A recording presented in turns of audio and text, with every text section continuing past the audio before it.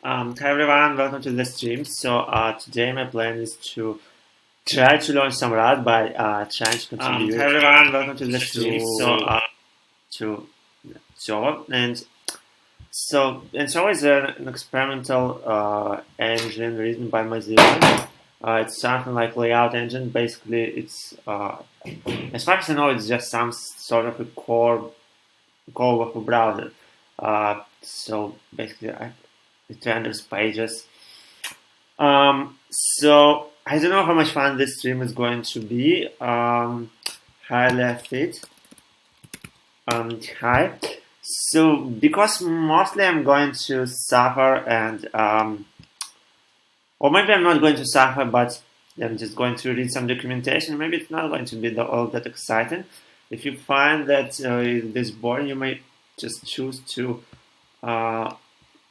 watch a talk. Well, it's not a talk; it's more like a discussion by me and Josh Matthews, and he's a Mozilla engineer working on Servo. So I already told you about Servo. So yesterday's discussion. Well, I'm providing the link here. So basically, we talked about a bunch of different things, and he told me how friendly is Mozilla to people who want to start contributing, and basically, I always wanted to get my hands on Rust. I mean, not always, of course, but since maybe since the previous year. And as you know, I'm C++ programmer. I also do, well, I mean, the most experience in programming I have is in C++. And Rust was designed to fit the same niche as C++. So Rust is something like systems programming language. Though it's not exactly just C++, it also targets things like drivers, and I would say that C++, I don't know, do people write drivers in C++? I always thought that things like kernel-related things are generally C. Anyway, so Rust is cool. I wanted to try Rust for a few months, or maybe it's probably close to a year, but I hadn't. But I had no idea for the suitable project, right? Because nowadays I mostly do some web development. And Servo is a great project because it's very friendly to beginners. So Josh told me a bit about IRC. So Mozilla has really nice IRC, Servo. There is Rust, there is Servo, and I don't also think that Josh is online now. But that's okay. Because, well, today's Saturday. So, and he said that people there are very friendly and he often does mentoring. So I asked him yesterday, for a bug or two to fix. So he sent me a couple of issues, a couple of links to GitHub. So actually I don't remember the links, but I think I remember what was it about. So let's go to so here's the repository. Let's start. There are issues. So many issues are open. Anyway, there is the easy, and there was a couple of easy issues.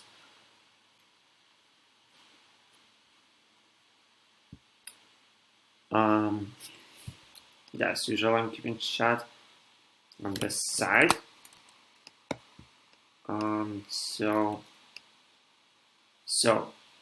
Yeah, wait a second.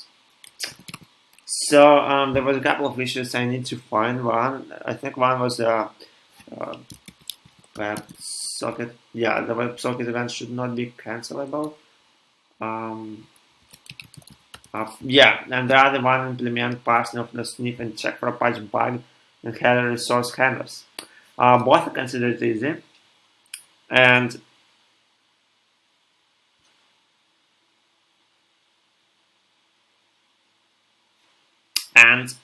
so yeah, I guess I'm going to try fixing it. I'm not sure if I will be able to fix anything today. So my plan for now is to try to yeah, something happening here. Oh, not really. Okay, my plan for today is to try to maybe summarize some Hello World application, try to build a server. So let's do this. I actually have Rust installed, so I have brew installed Rust. So it's saying that it's already installed, so I don't have to do this. And actually, I think that Servo uses a snapshot of Rust instead of system Rust. So let's go to Servo and let's try to contribute. I guess we need to start from checking out the repository. So do you have any problems, any technical problems? Because I'm already trying to basically I'm trying to clone repositories. So technically the stream is started. So I'm just trying to check this out. Then I'm going to build this. So JDM or Josh told me that it takes a while to compile this. Do you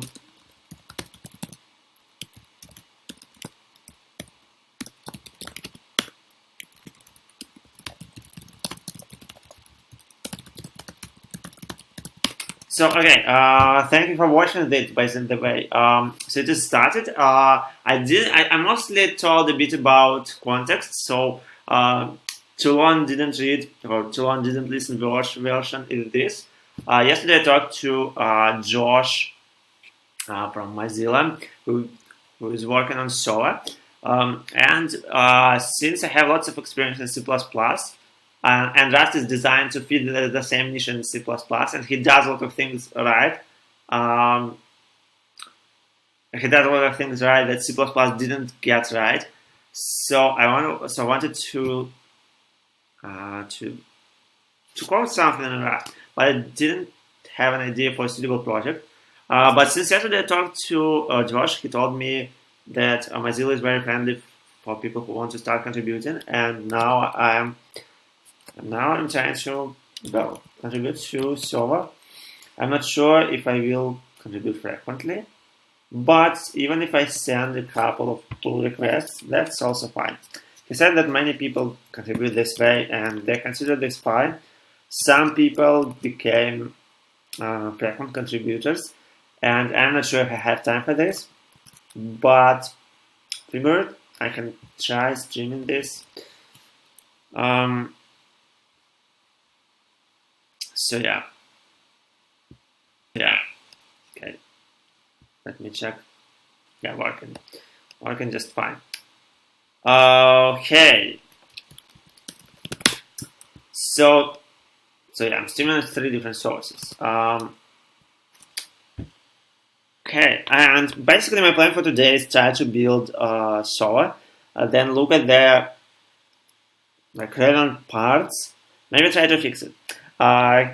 Josh told me that building the whole project takes quite a bit of time. So I guess meanwhile I'm just going to learn about. So yeah, we have Servo. Let's just try to build it. How do I build it? I don't know. This is the README building on OS X homebrew brew style.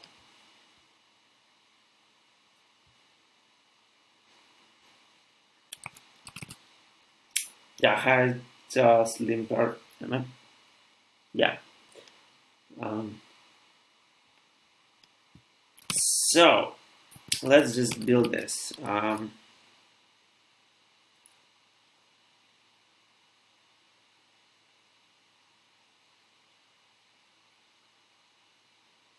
Okay, so this server mark build minus there. Mark build minus.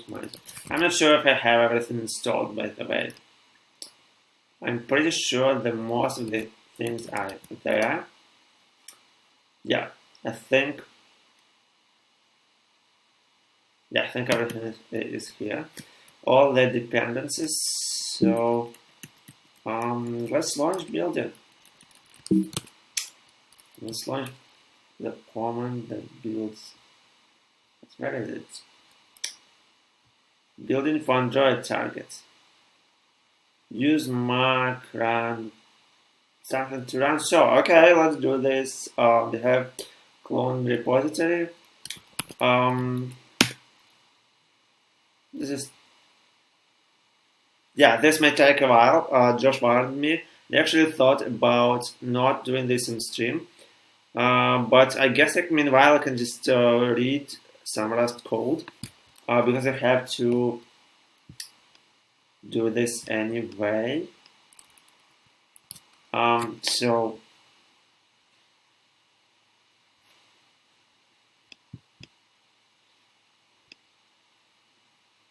yeah, let's start with this one. It's probably pretty simple. So the code component scripts DOM WebSocket RS. So it's interesting. So part of this show supports WebSockets. Okay, what was component scripts? Script. Oops.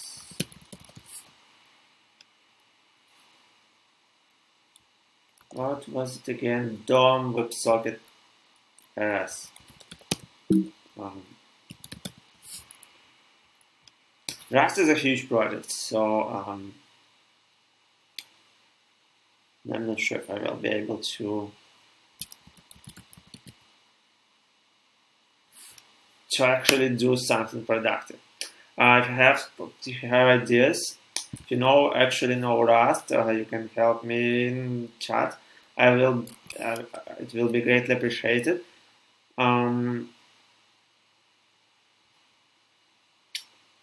This may be a lot more challenging than I expected.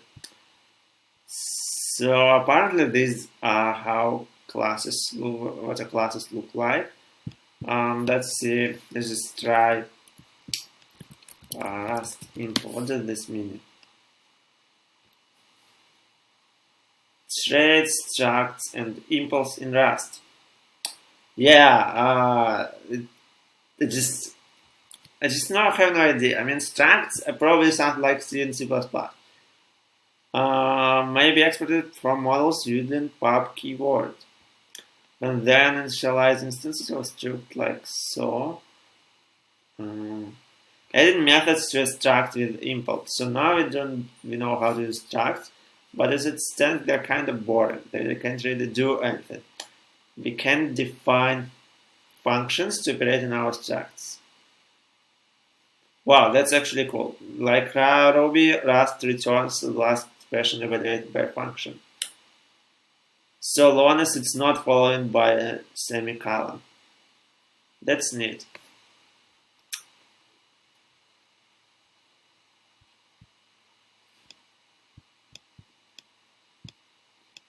Okay, so we have impl.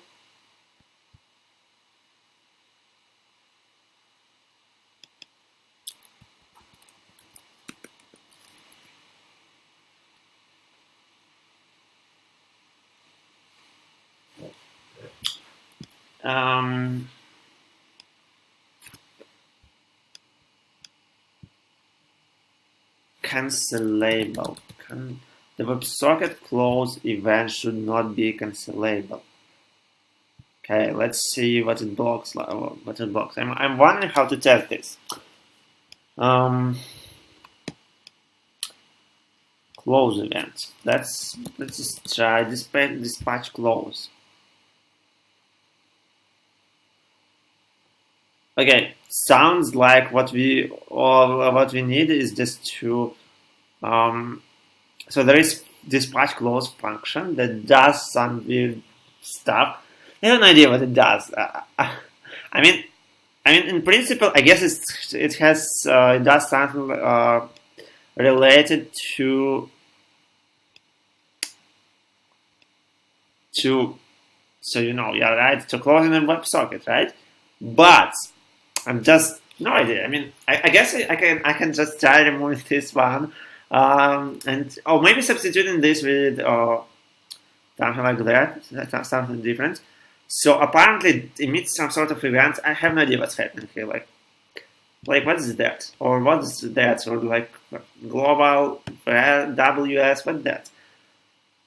Oh, I guess it's WebSocket. It tries to get some sort of WebSocket object that does, and if something a bad close, and then it dispatches an event, and apparently it's just really simple to fix. So I mean, it shouldn't be that hard to figure out because it's something that it's a task that's good for people who are trying to learn Rust and contribute, well, just like me. So yeah, it fires an event. No idea what this R method does, but yeah.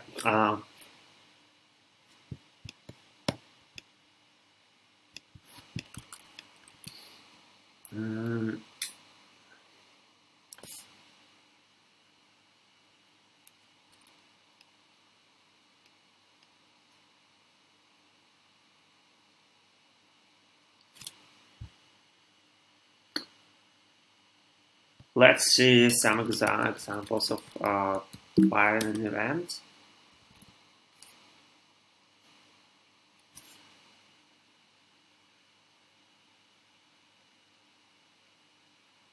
Maybe we have to remove. In addition, we also have to fire close event if error event fired.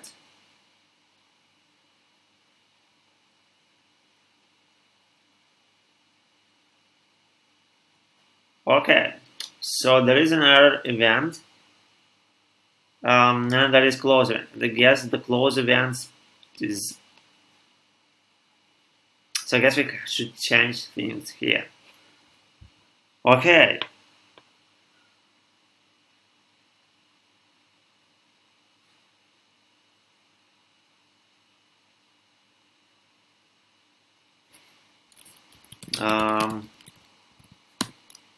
Event new. Event cancelable, not cancelable, I guess. That's how you do this. Test. Okay, now the build process in the progress. So it's just installing a bunch of stuff. Maybe I should have done this while offline, because I think I figured this out. So yeah, let's just read. I guess we need to change events. So I guess we just need to copy this thing, event cancelable, not cancelable to here, where there is event cancelable. Oh.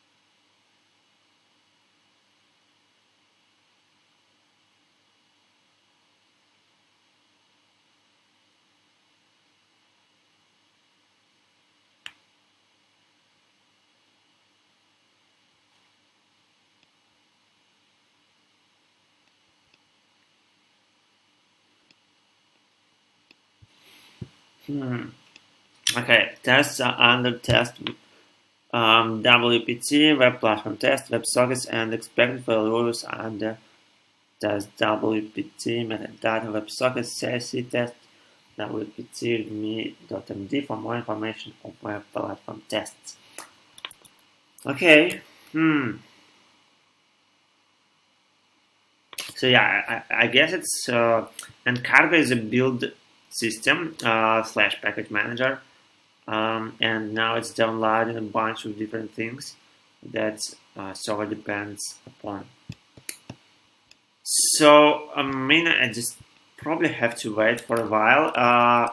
Meanwhile, there is another bug or issue that JDM sent me.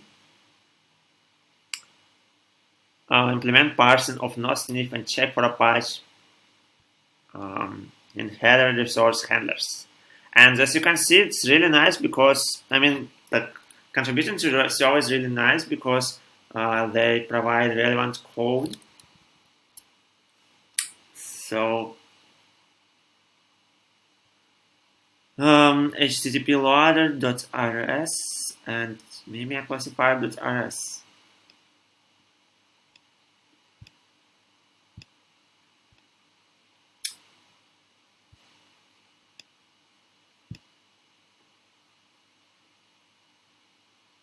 Wow. Okay, let's wait here. Let's see, components net HTTP loader. Components net HTTP loader. Okay, a bunch of imports, bunch of different lines of code. Let's find something related to MIME. So there is MIME. I know, am I pronounced this in this order correct? How to pronounce MIME? Type.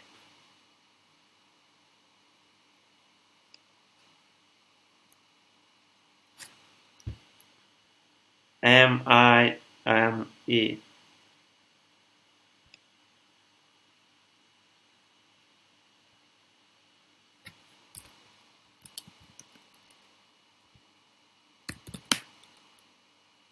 MIME. Okay. So it's MIME.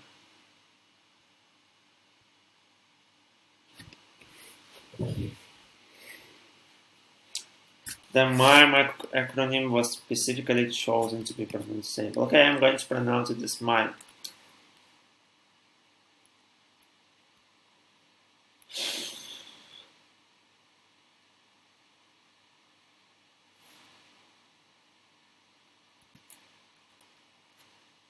So, okay. So MIME classifier, right? Hyper MIME.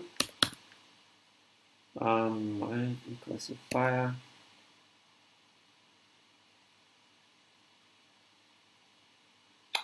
If you feel lost, can reassure you that I feel lost too. Even source.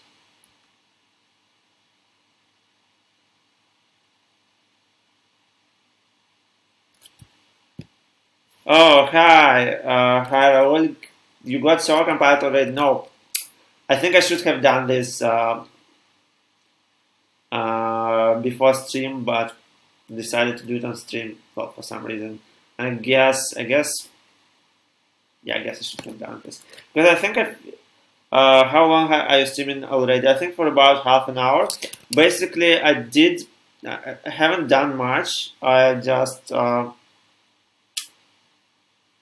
started checking out like the dependencies, and I started to reading the code. So I found this.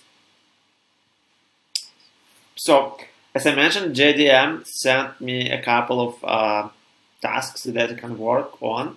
One of them is this one: the WebSocket close event should not be cancelable.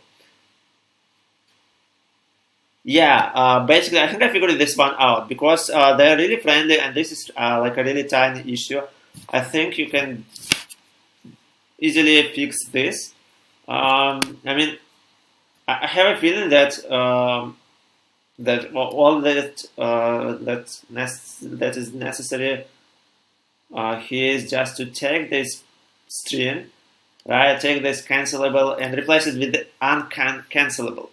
So it was a really tiny fix, but people in Mozilla are really nice to create a task here, like a separate GitHub issue for this tiny fix.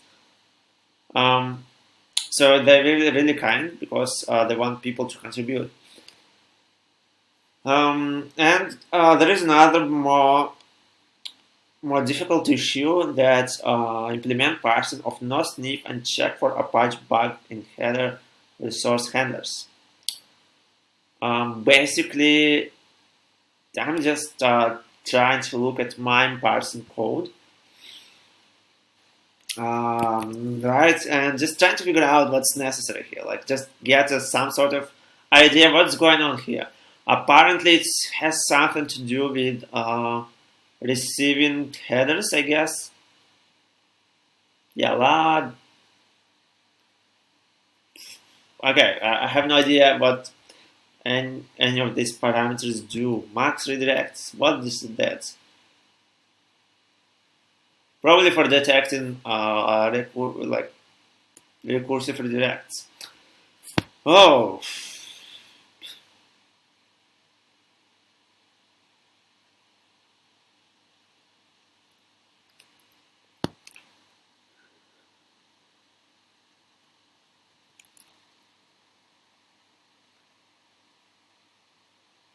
Avoid automatically send it to the request message. Dump headers, but only do the iteration if info is enabled. Oh, it didn't get redirected. Break.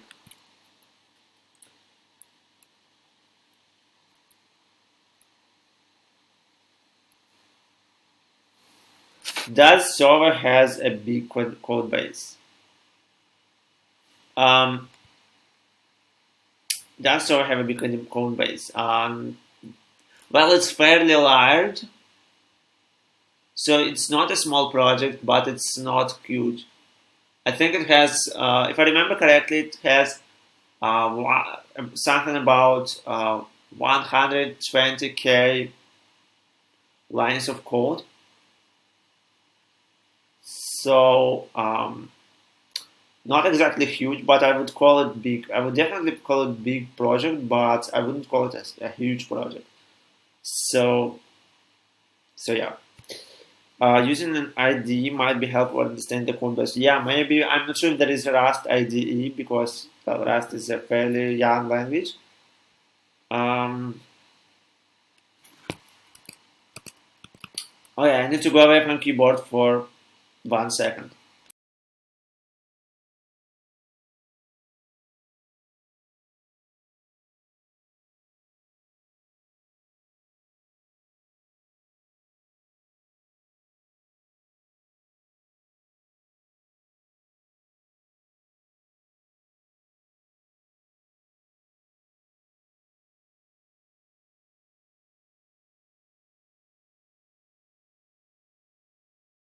And I'm back. So yeah, as promised, just a few seconds. Okay, so it's now time to check out some sort of JavaScript engine. I don't know. So yeah, it's still checking out dependencies. Okay, let's just take a look at that. I have a feeling that it will be over soon. It will start compiling, and I'd like to see the compilation process.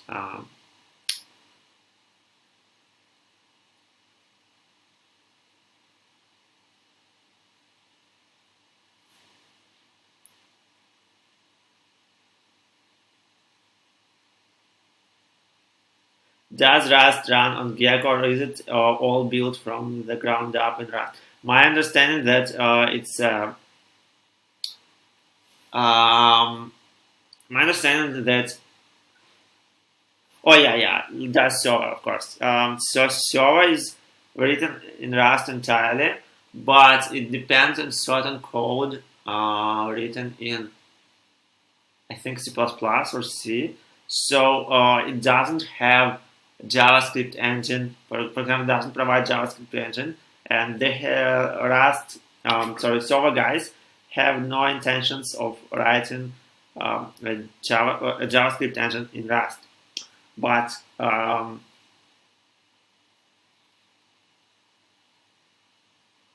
my understanding that Rust isn't dependent on Gecko, although it has some dependencies in C++.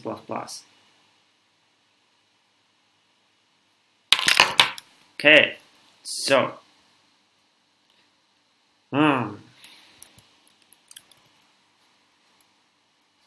I need to check if there are new messages.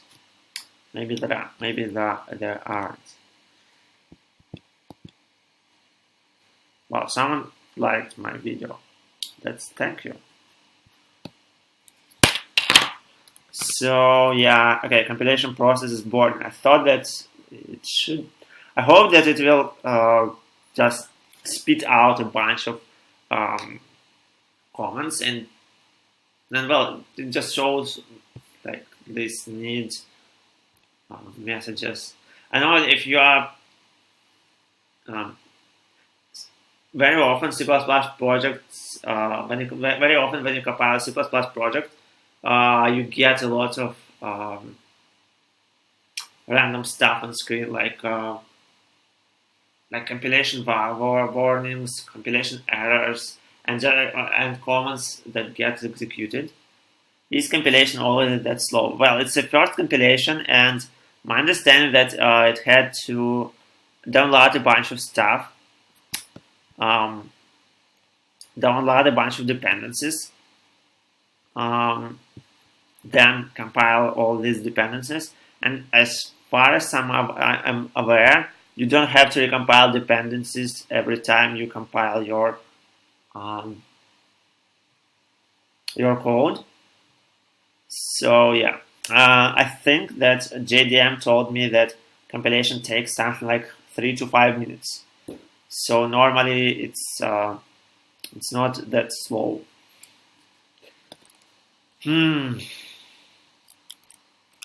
Okay, let's take another look at MIME parsing code. There is, okay, I guess let's not look at this file. I think that they mention MIME classifier .rs, MIME classifier .rs.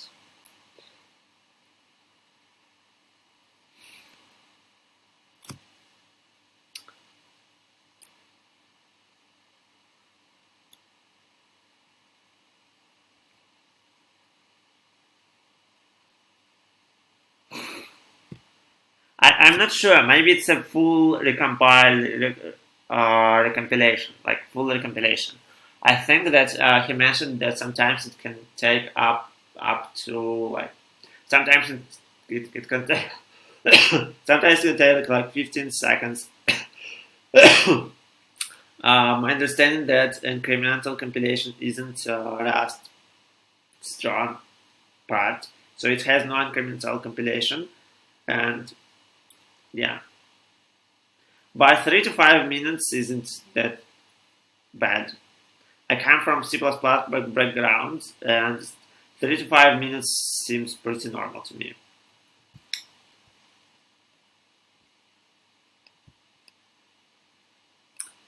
Okay, so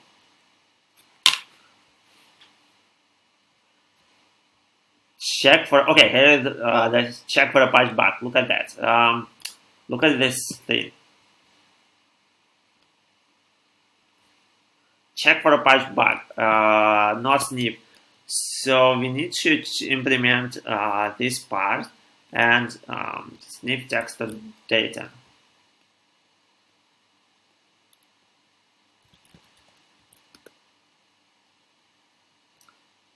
Binary or plain text dot classify data.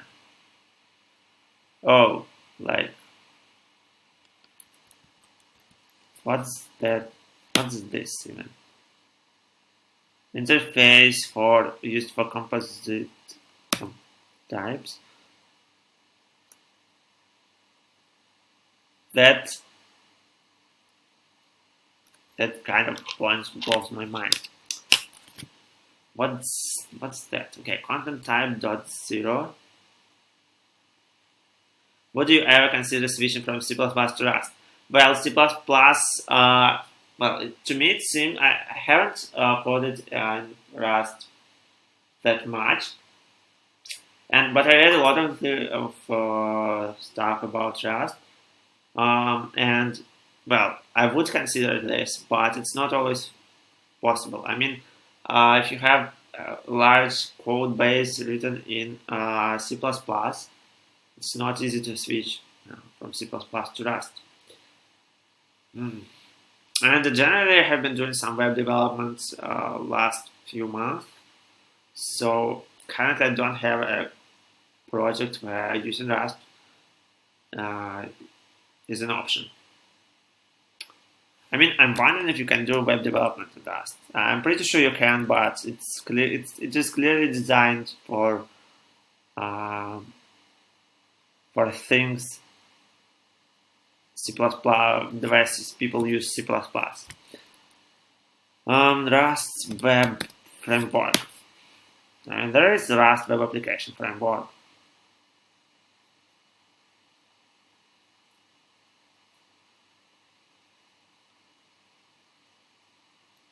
Oh, and it doesn't look that bad.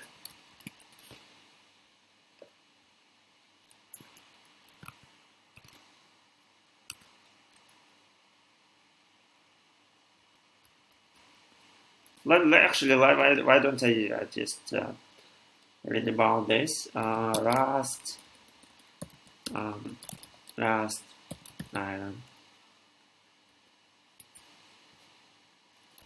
web framework, Bootstrap. I mean, I'm wondering if it's possible to use Bootstrap.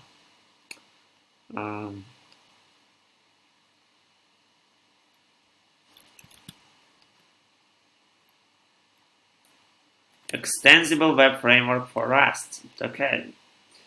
I'm wondering. Nope, I don't want to read this. Star for documentation can be. I'm wondering what kind of extensions are here. Well, it's possible to do websites even in C or C++. For example, there are C++ web frameworks, but I see no point. Generally, your typical website should be written in something like Python, PHP, Ruby, and well, maybe Perl, but by C++ and by Rust. So there is like CPP, CMS, web. So yeah, there are some web frameworks, but and that's possible, but I just don't see any reason to prefer C++ over Python normally.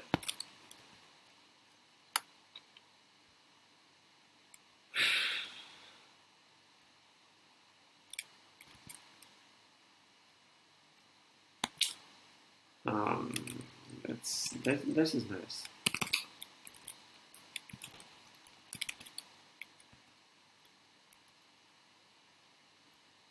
Okay, so MIME checker for byte matcher. Option matches data.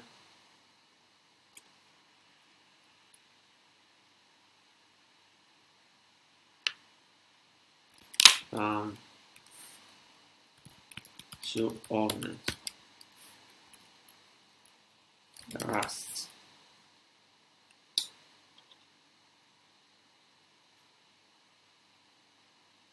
A generalization of clone for borrowed data sometimes makes it possible to go from borrowed to owned, usually by implementing the clone state. But clone only works only for going from reference to T to T. Is there any real difference? I just noticed this, and it seems um,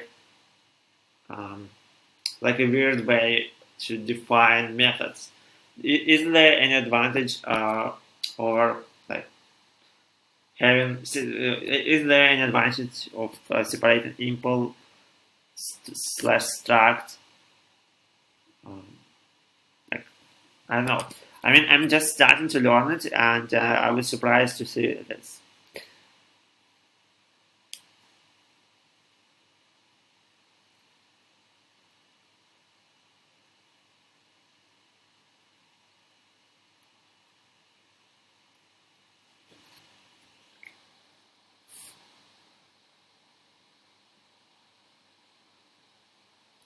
Mm, that's interesting.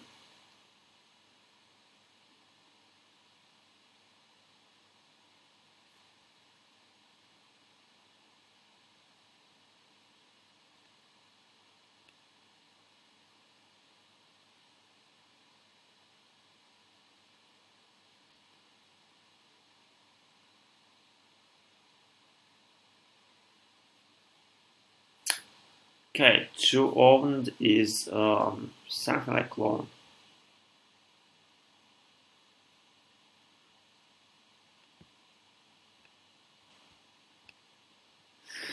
Hmm.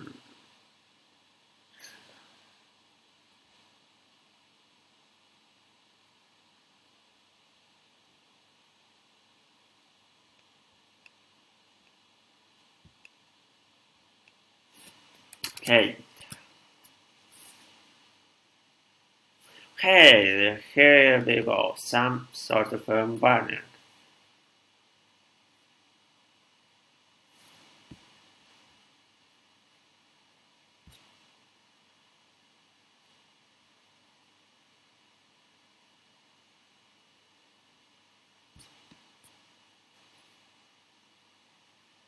Look at that. It started to compile Servo itself. So it is compiling Servo now. This is great. It means that soon I will be able to fix my first Rust bug.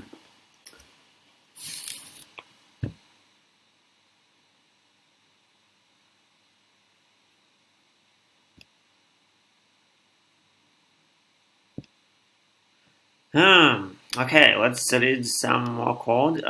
So I think I found the too many. I think I found a place. Man glasses as balloons. Now I can see what I'm good in. Okay, that's nice to hear. Um, okay, so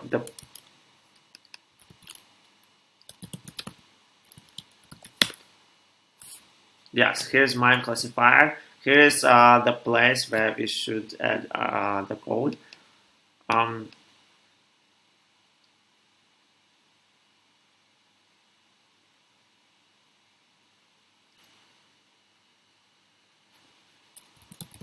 check for a bug. And there is some resource provided here.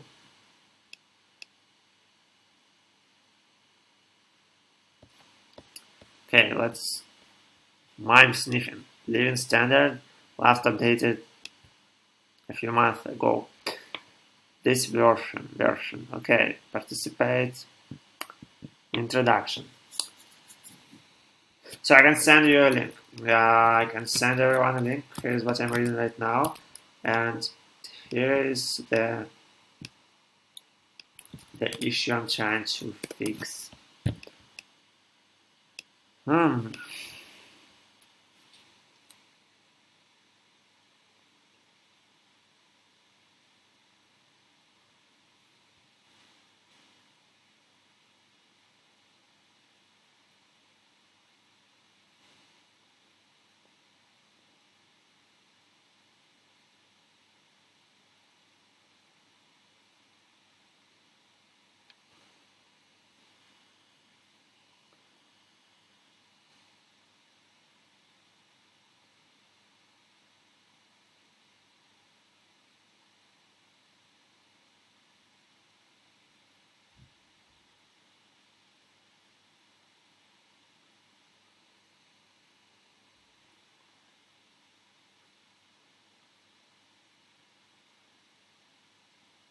Okay, it's very interesting.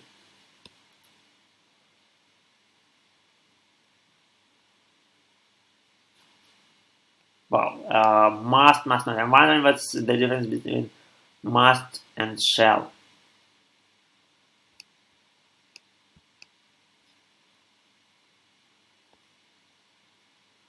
Must, this word or the terms required, or shall mean that the definition is the absolute requirement of the specification.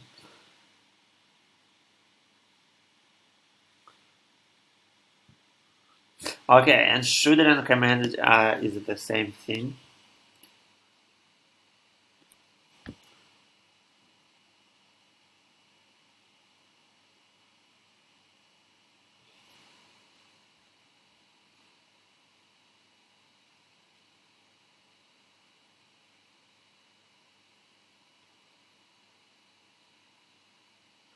To parse a MIME type, the user agent must execute the following steps.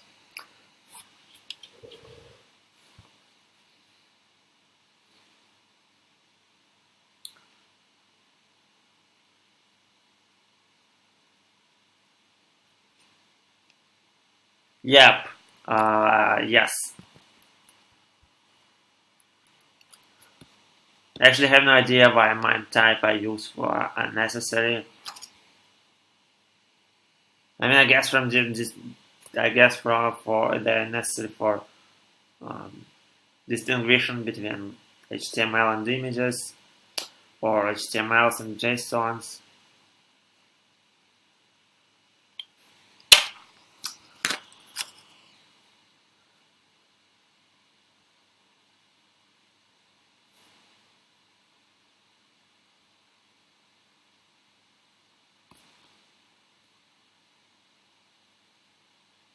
Oh, okay.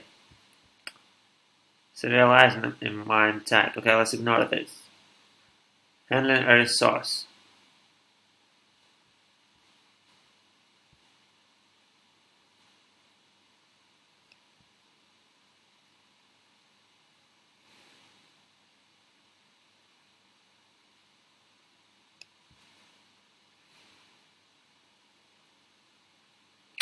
For each resource it handles, the user agent must keep track of the following associated metadata.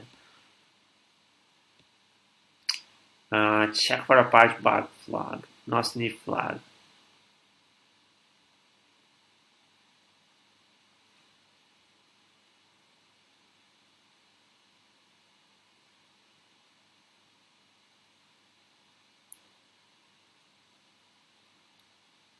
Set the check for a patch bug flag if supplied type is exactly.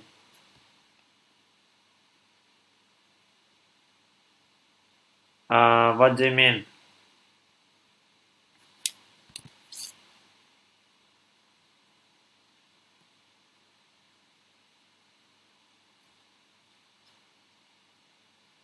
Oh, okay.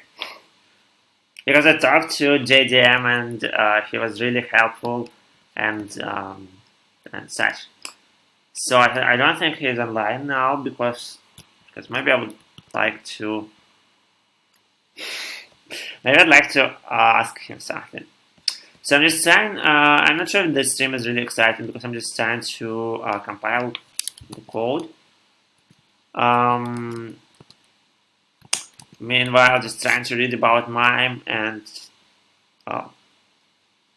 try to understand this.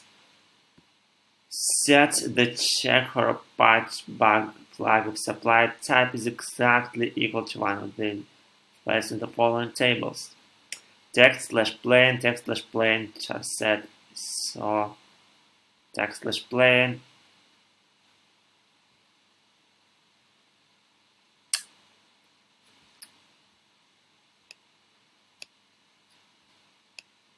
Okay, so apparently we need to set some sort of a flag when we encounter MIME type that is specified as one of these four strings.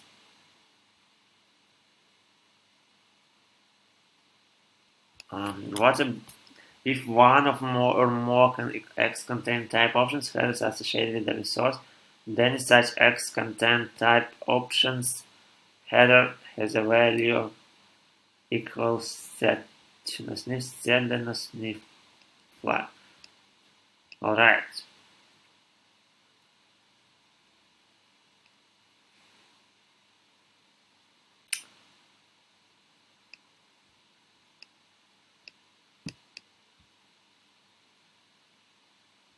Implement parsing of no sniff and check for patch bug.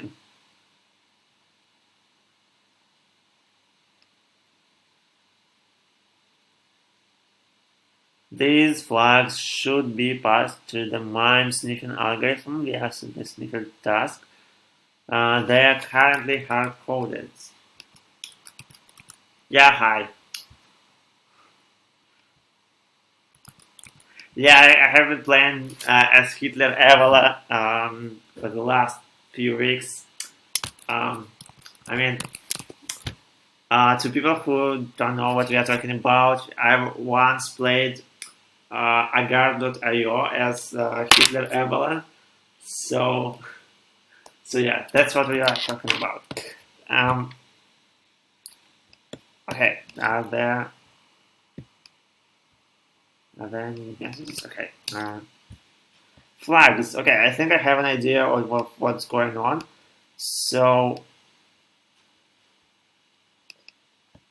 there are these flags. What does this mean? Match supply type. Okay, this makes sense. Match supply time. I guess I know what's going on here.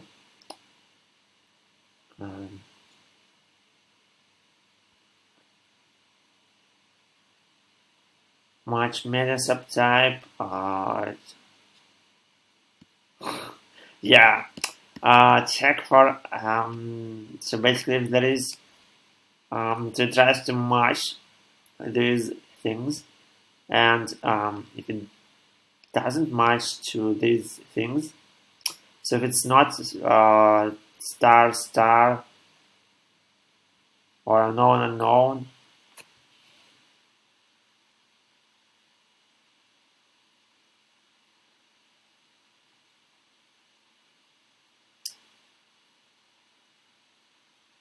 okay, sniff text or data. Okay, so maybe they are currently hard-coded. So this means that MIME classifier. Okay, so apparently these are flags that affect this MIME classifier. Okay, so I was wrong. We shouldn't touch this code. We just need to find where there is classifiers called.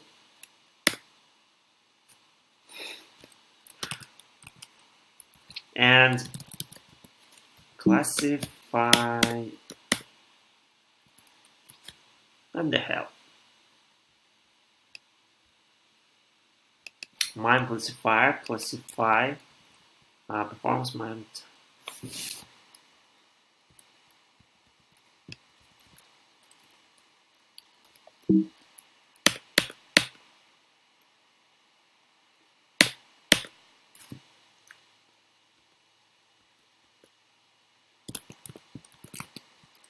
Okay, build completed in about half an hour.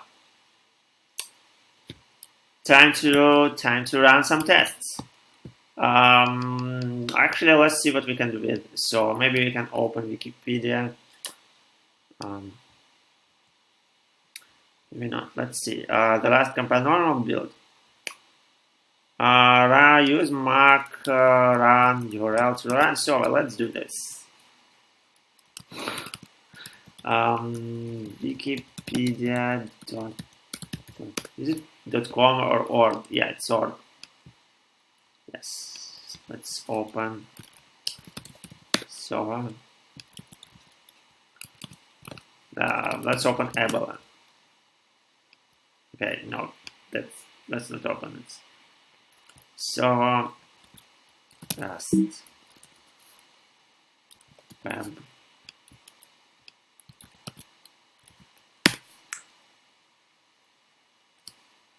Okay, look at that.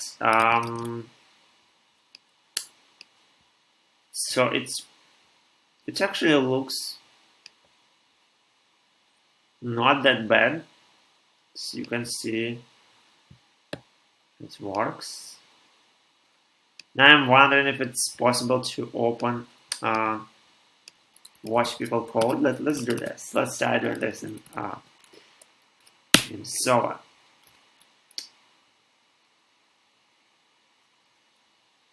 Okay, something's going on here. Chat is loading.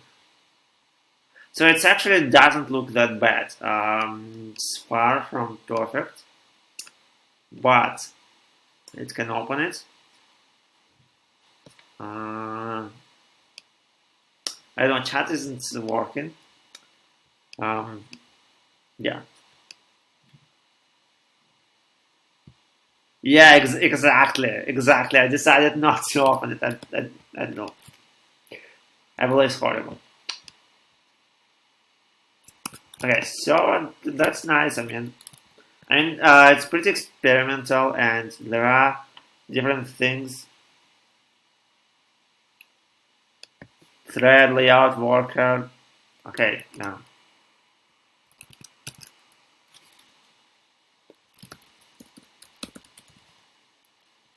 Let's go and ask on Servo. Basically, I'm curious if it's okay when a thread panics.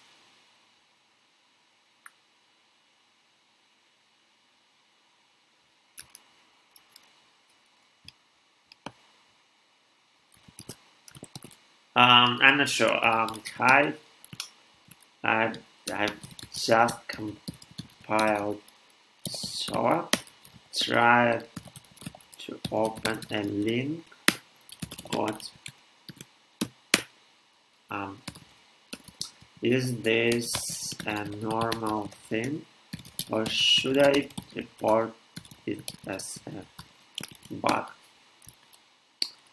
So maybe it's normal. So panics sometimes happens, and panics are something like uncatchable exceptions. Let's go to Servo. Let's ask this. Okay. So let's see what we can do with Servo.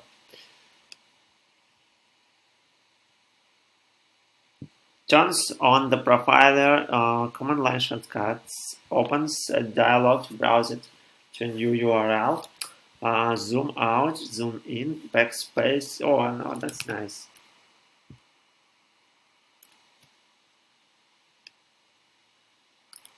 Oh, don't do this. I don't want to open my normal browser. No, let's just copy it.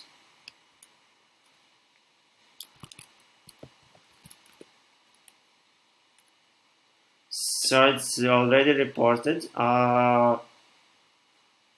Okay, so people know about this.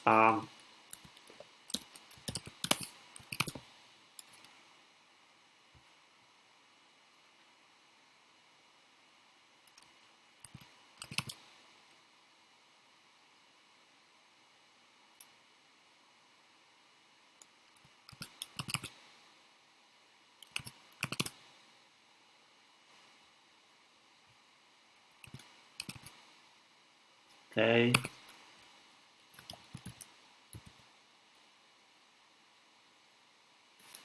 I'm wondering if it's a bot. So should I just say thank you? I don't know. Okay. Oh, sorry. It's Mar, and I feel dumb now. Okay, so it's just a bot that posts titles of the issues.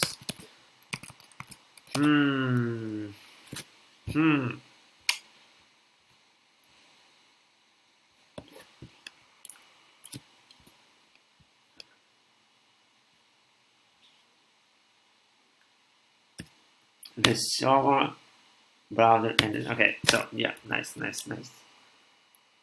Normal build running. Okay, apparently there is not much that we can do. Let's see how to run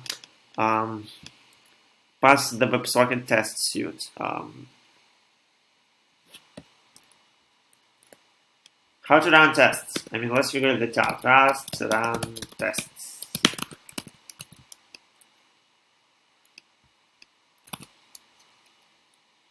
Rust run testing. Okay, let's hope that. Okay, running. Okay, let's try running all test cargo test. Yeah, then why not cargo test? Oops.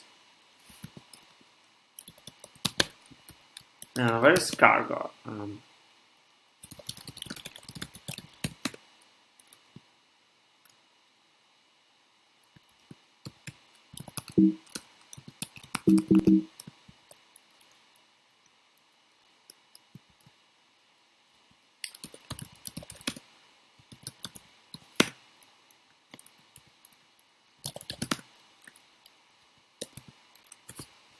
Okay, there is a bunch of stuff.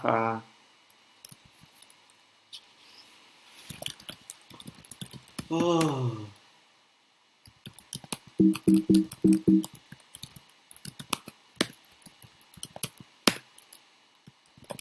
Okay, this is just a text file.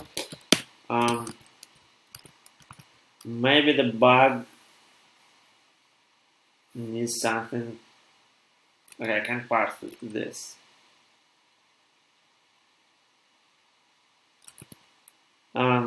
So where is cargo? What's mark?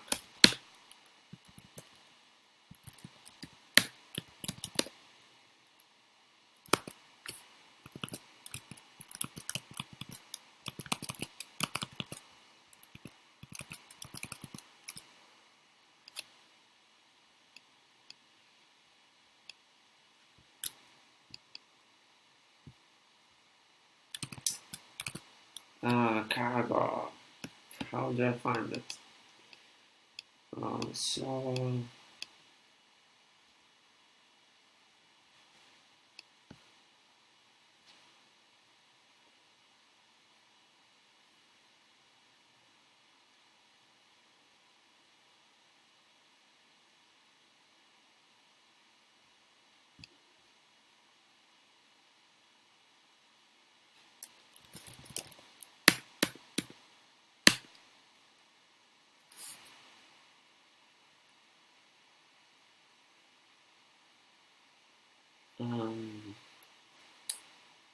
Can't find it. Where's cargo? Servo cargo tests. Maybe someone wrote a nice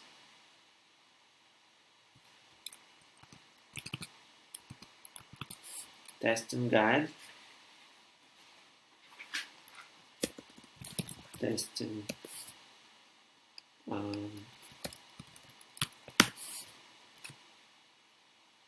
Wow, there is wiki. Wait a second. Okay, this is great.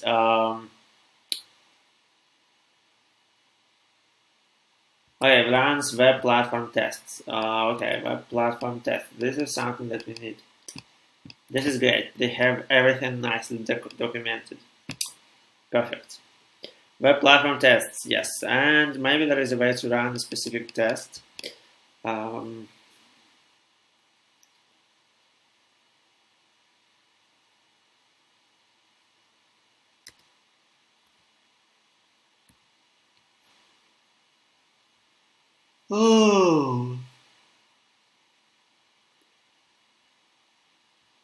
And more information.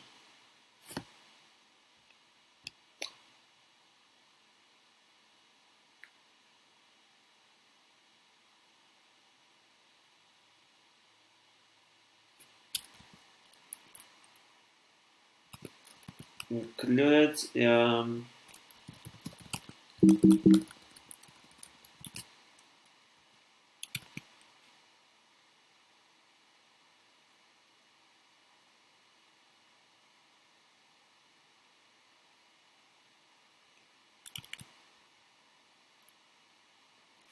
okay, let's do this. Mark test WPT. Let's see how much time does it take to run this.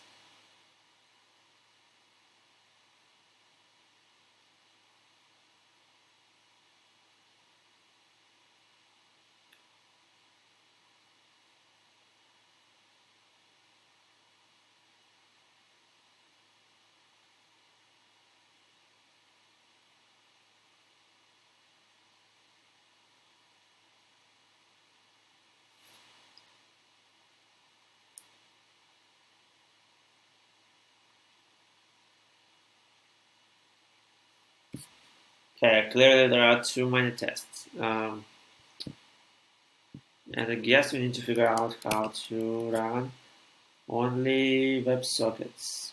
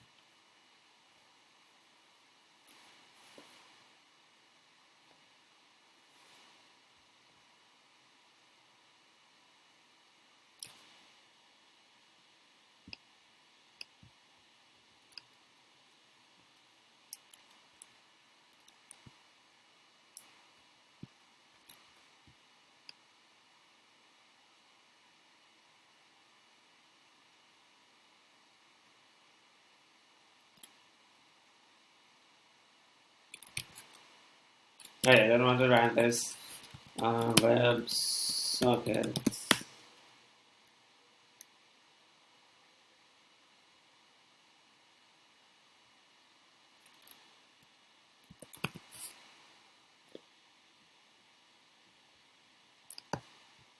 Okay, let's run this one.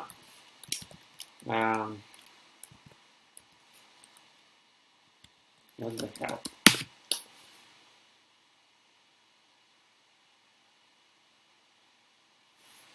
Expected result. Okay, so we have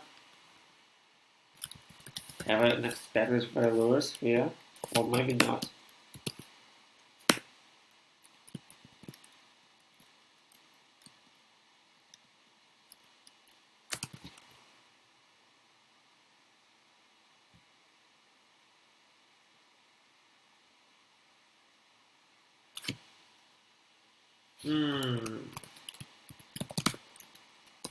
This is interesting. Oh wow.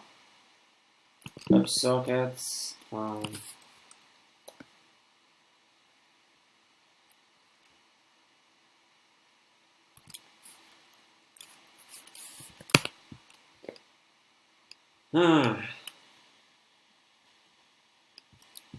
Okay, let's look at this.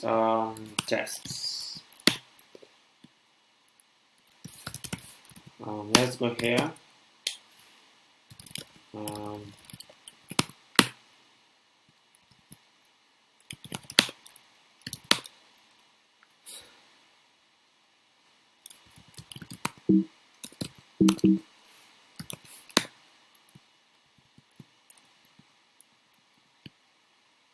Okay, there is a bunch of JavaScript whole code here.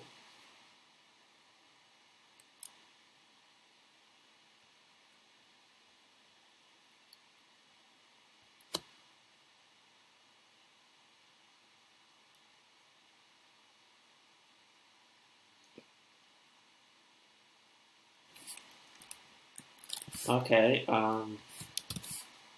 let's go into the directory with expected values.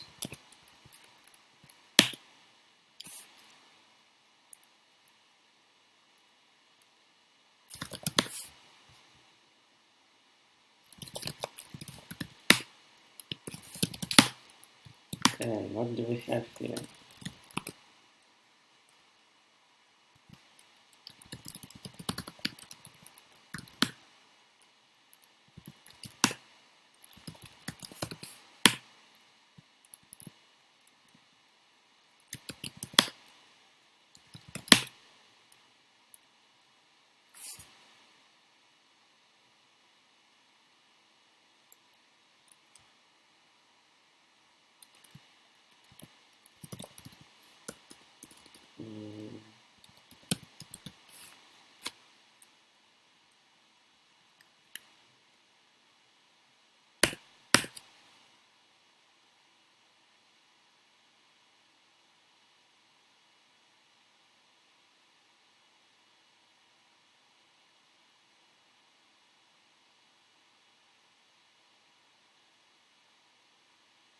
Unexpected 0. Maybe, I don't know.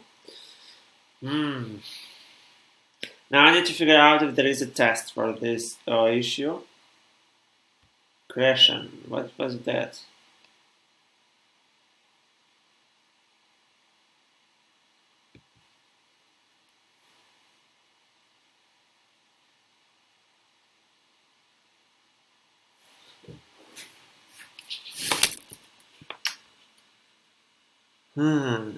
Timeout.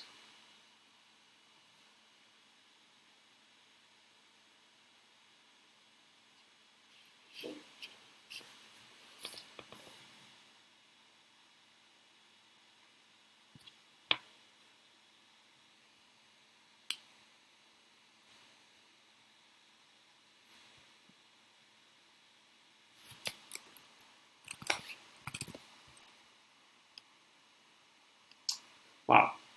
So there is quite a bit of people watching here. So basically I'm just struggling with fixing a simple bug. Just trying to figure out what test is broken. Maybe there is no test. I have no idea. So the bug is really simple to fix. It's a beginner. It's an issue for beginners, just like me. Okay. And the diff should look like that. So now I'm trying to. It's not my diff, but the issue is similar.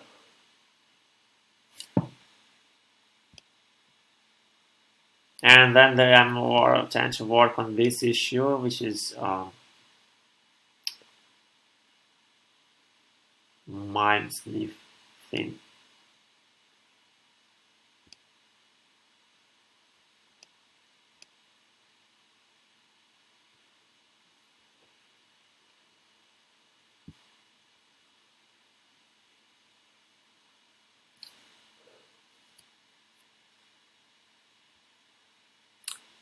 MIME HTTP loader, MIME classifier.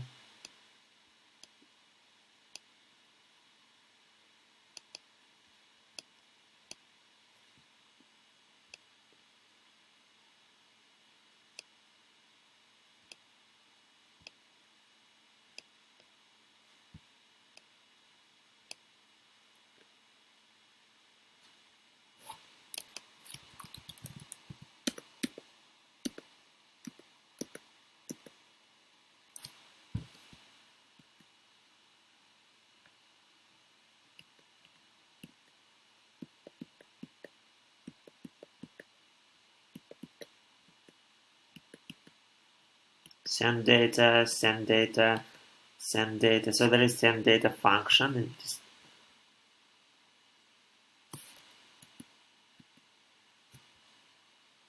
start sniffing, sending, sniffing, opt.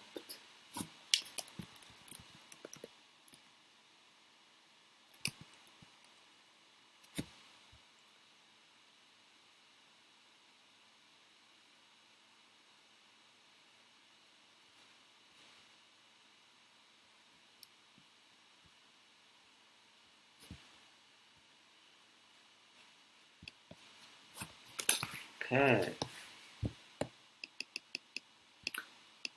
Regarding this uncancelable bug,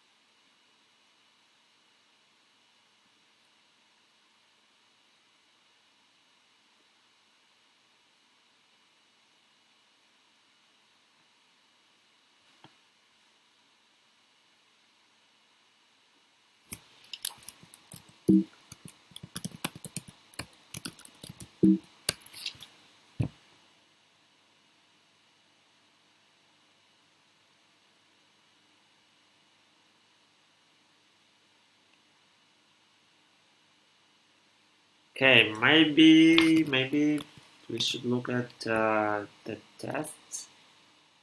Expected results, unexpected results. Okay.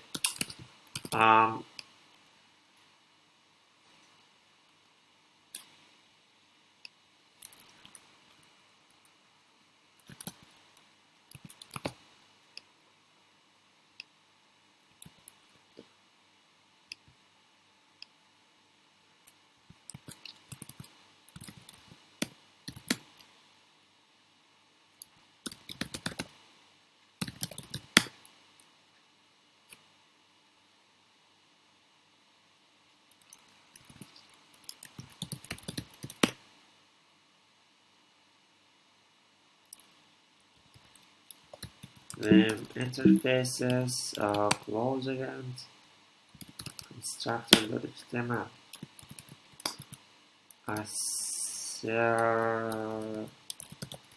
True.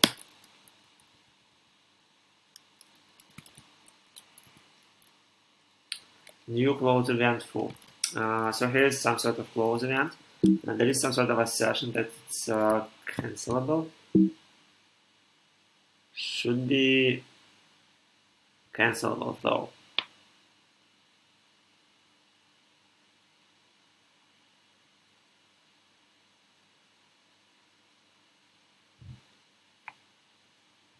Okay, this is a different thing.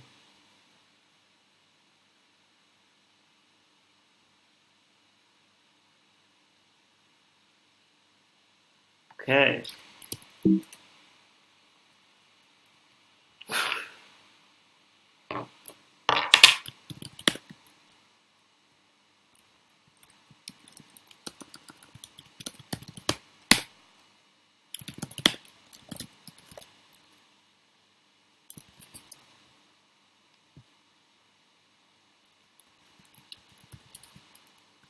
Interfaces, WebSocket events.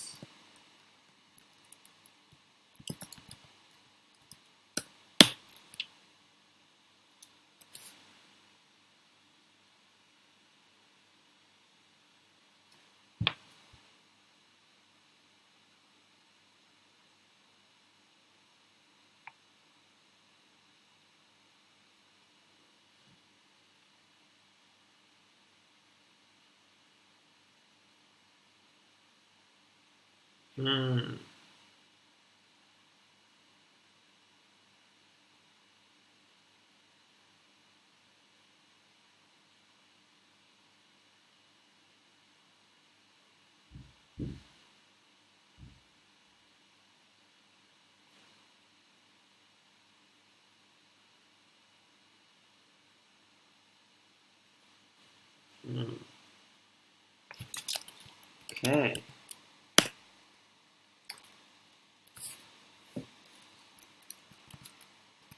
So we have this pattern test. We also have some sort of .ini file that tests. Okay. WebSockets.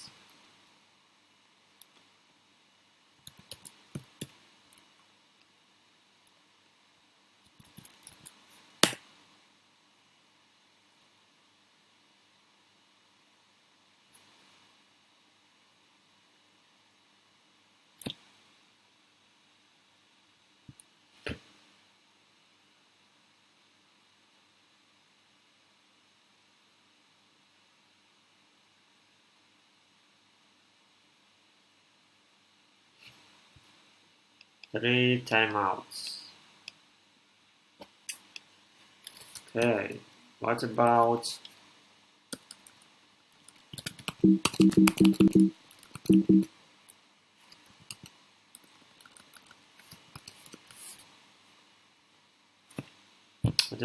this weird file? Open event, close event. Okay, maybe it's some sort of different events. Yeah, maybe it's not WebSocket related. I'm wondering why this timeout.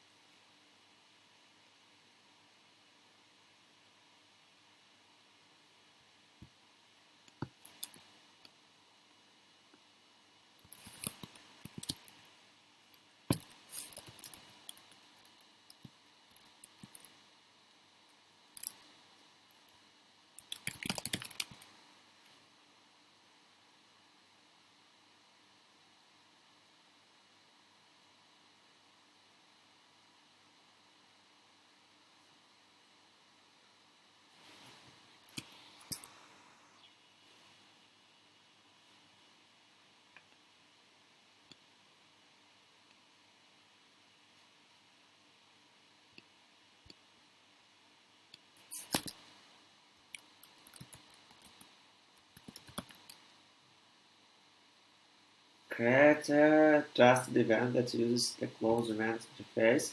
That the event type close doesn't bubble, is not cancelable, has default action, or was clean attribute initialized. Okay, apparently the timeout problem isn't related to this. So I guess I could just create a pull request here.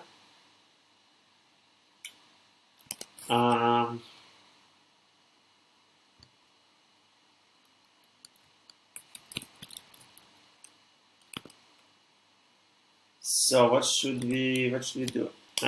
Let's open this file. Components, WebSocket, WebSocket RS. There is open events, close events.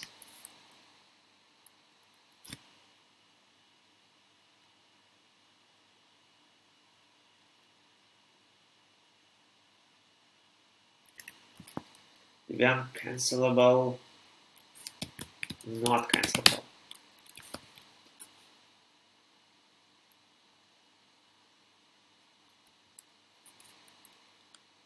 Right? So we take this change cancelable to not cancelable, and that fixes the issue. Okay, basically let's try rebuilding the code base. Let's see how long does it take to rebuild it.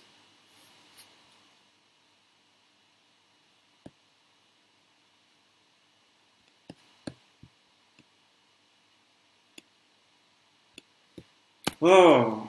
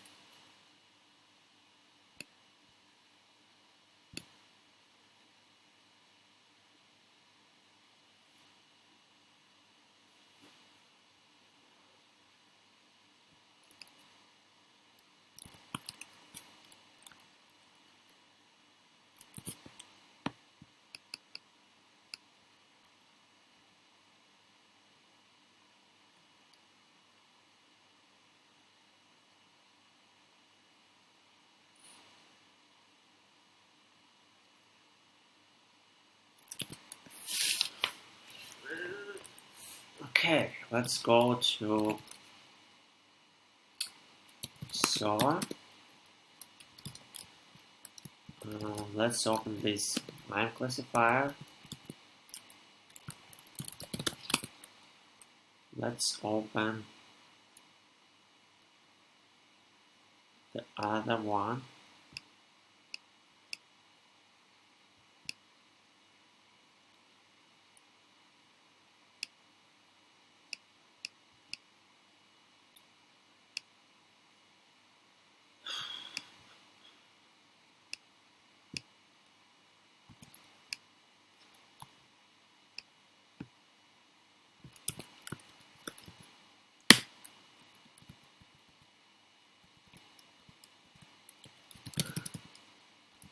Let's see this classifier. And classifier is is of type MIME classifier, and then there is type settings sniffing opt.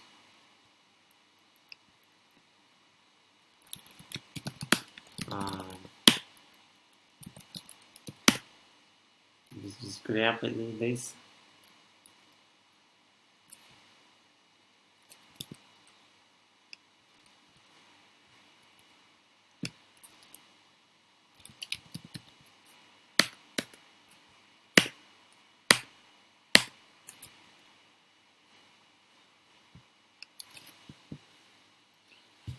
Design, notes about service design, roadmap, profile, resource, Contribution, debugging, testing tools.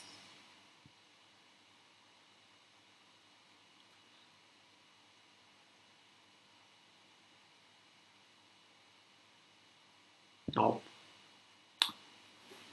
I have no idea to build if there is a different way of building, because so it looks like it's trying to rebuild a lot of other things. Although I'm not sure. Maybe script is dependent on the my change. So let's see.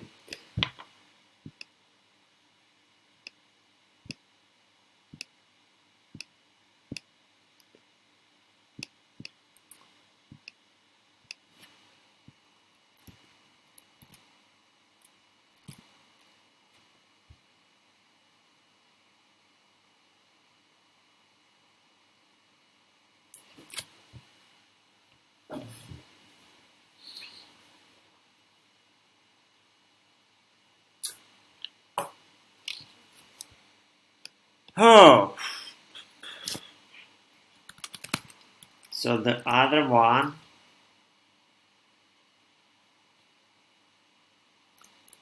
components, net resource task. Okay, let's open this file. Where is theme classify?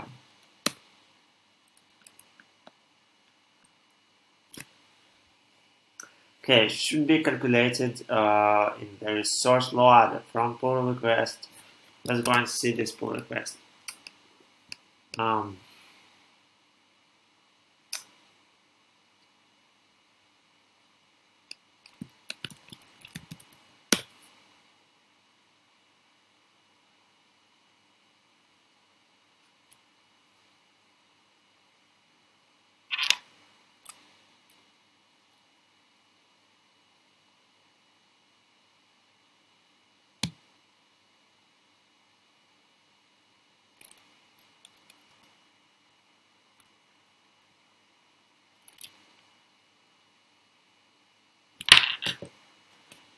Whew.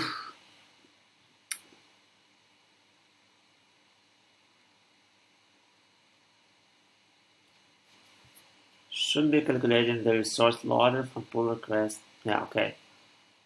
What is resource loader? Partial body classifier. Okay, classifier. Basically, we need to calculate no sniff and check for patch bug.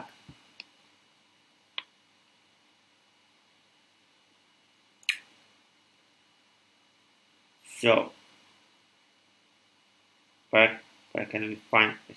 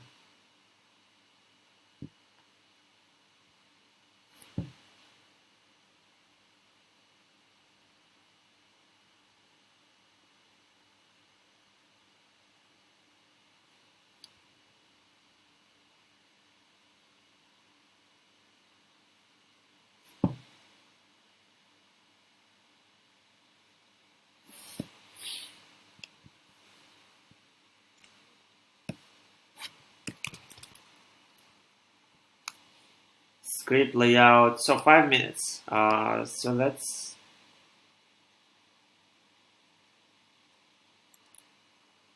Is anything working? I think I almost completed my first pull request. I just need to run the tests.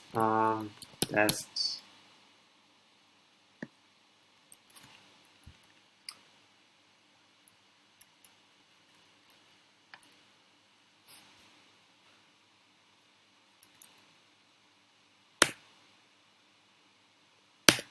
Right? No. Let's not run this one. Let's just run this one.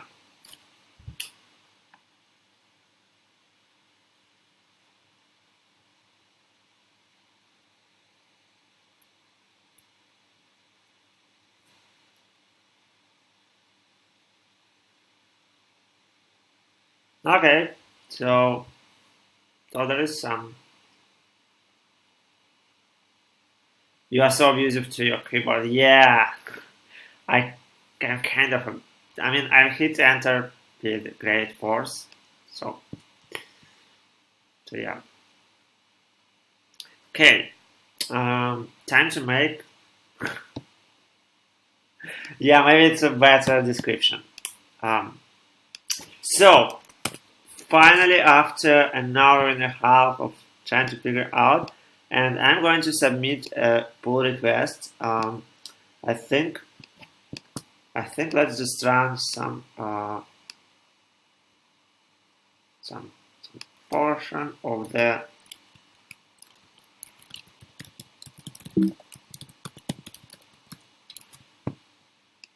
Let's just run this one to make sure we haven't broken something. I don't know. So I guess it works. The diff is, well,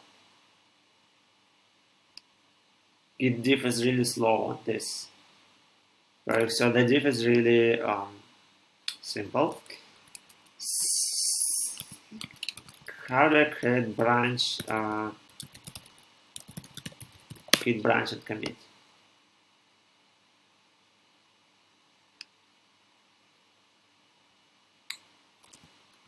Okay. Let's create a new branch. If as far as I remember, it's possible. It's simple by git branch something.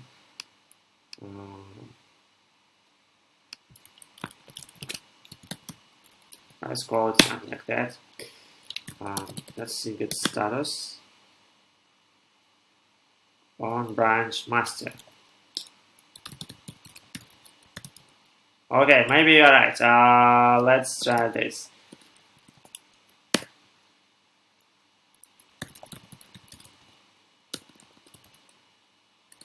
Okay, this is a faster way, I guess, to create a new branch.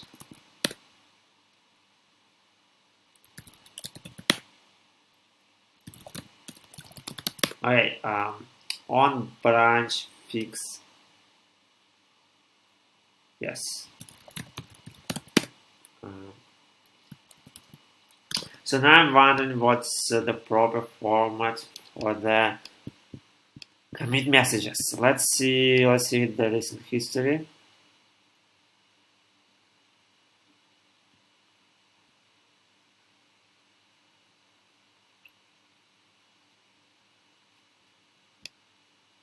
Okay, so fixes this.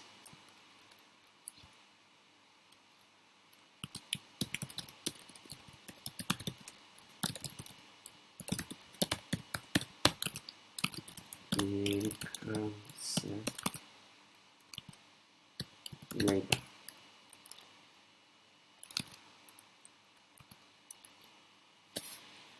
Okay, let's. Okay, and I guess I need to create a fork. Let's fork this.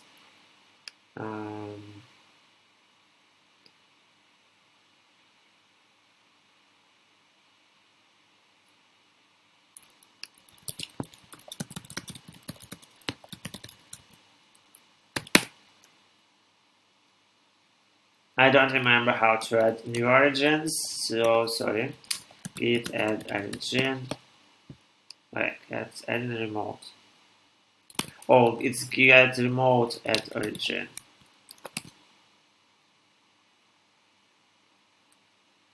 Or maybe wait a second. It's not. Maybe it should be origin is the name of the. Yeah. Sorry. I'm an open Git. I have been using Subversion mostly, and yeah, origin is just a name. Thanks. That's what I suspected. So yeah, I mostly used Subversion, but since I started putting code on GitHub, I learned Git. So yeah, but I'm still a Git noob. Okay, Git push. don't remember. I think it's my fork, something like this.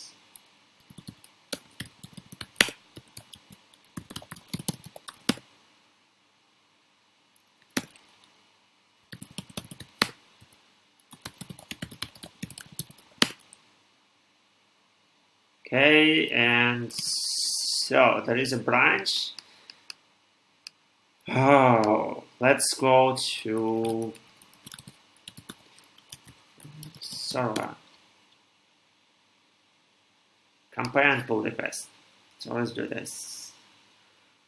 Base fork, so base master, head fork. Okay, and the difference is okay. This fixes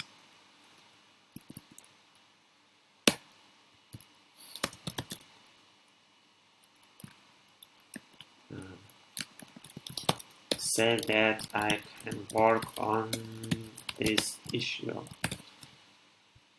I'm wondering how do I mention yes. Okay, here's how. Oh, so ta-da!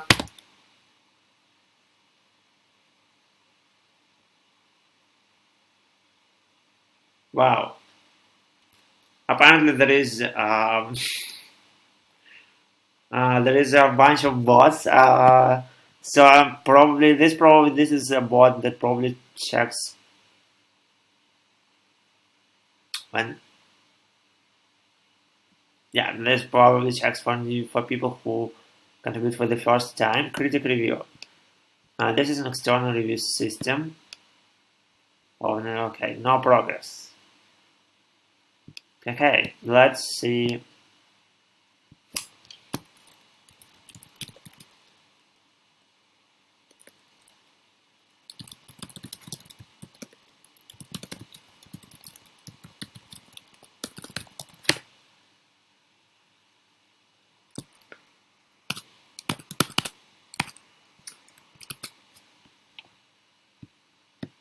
Alright, I'm so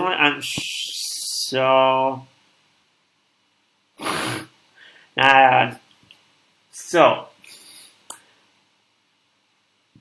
this is my first contribution to Servo. So you can see it's pretty simple, but you can also find something to work on. Then I plan to work on this one, which is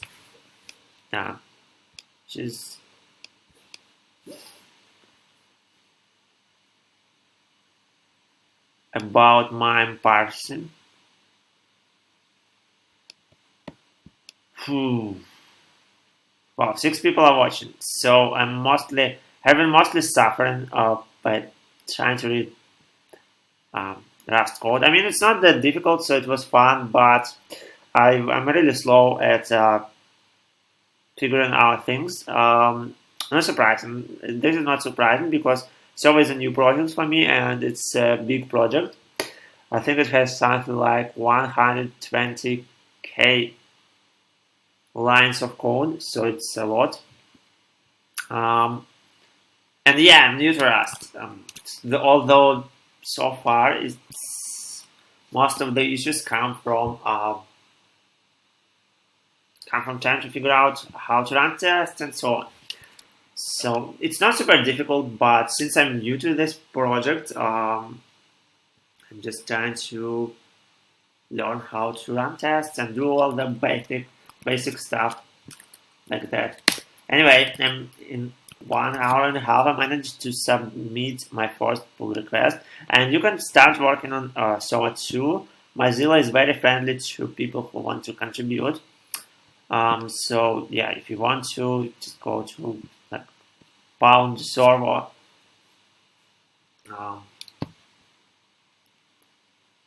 channel on irc.mozilla.org. Yeah, and there are people who are helpful. For example, I tried to complain about some issue. Well, I just wanted to know if it's necessary to reported because I noticed something odd when I tried to open the page. And they mentioned that it was already reported, which was really nice.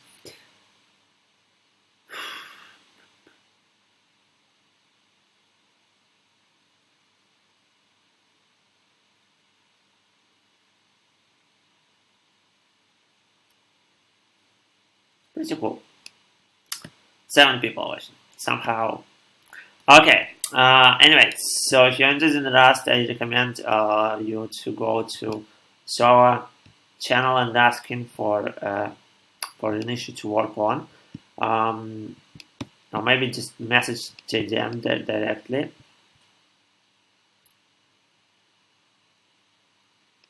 Yeah, I mean, C++ is complicated. So, by the way, if you have C++ questions, just ask me. I will be happy to answer them.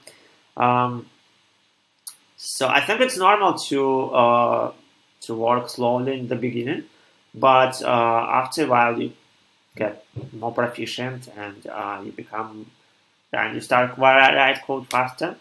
So, it's not that. So, I'm not surprised that I'm slow.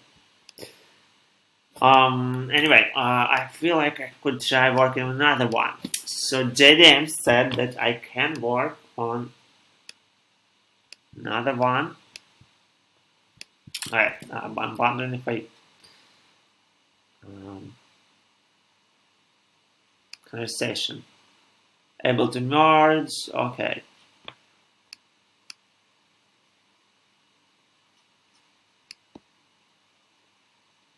Yeah, it's exactly like that. Although if you are using C++, if you are not using C++ 11, you need to add spaces.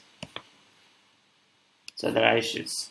Okay, so let's try to work on this piece of code. About MIME parsing, and basically, where is it? Okay, can close a bunch of stuff. Let's close this. Let's close this. This one may be interesting. So, how long have you been programming with Rust? Oh, 1 day.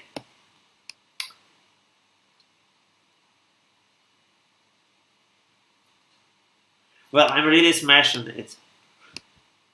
Yeah, I have 1 day of experience with Rust. I mean, I read about Rust a while ago.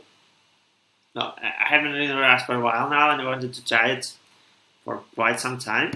I also have 4 years of experience with C++, so it's not that difficult to read Rust code. So far, I'm mostly trying to figure out how to find the place where I should implement, which is mostly dependent on the architecture. So, for example, for this part, for this issue, actually, where is it? I don't. Okay, let me open it. Let's go to issues.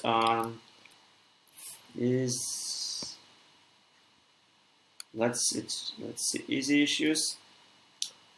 MIME. Which language is Rust most similar to? Well, to me it feels like Rust did a lot of things right that C++ didn't get quite right.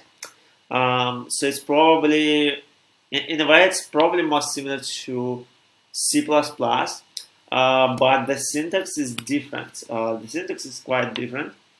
I would say there are some similarities to Haskell. There are clearly some parts that are influenced by functional programming. So apparently, mapping things are fairly easy in Rust, unlike in C++. Oh, let's type something.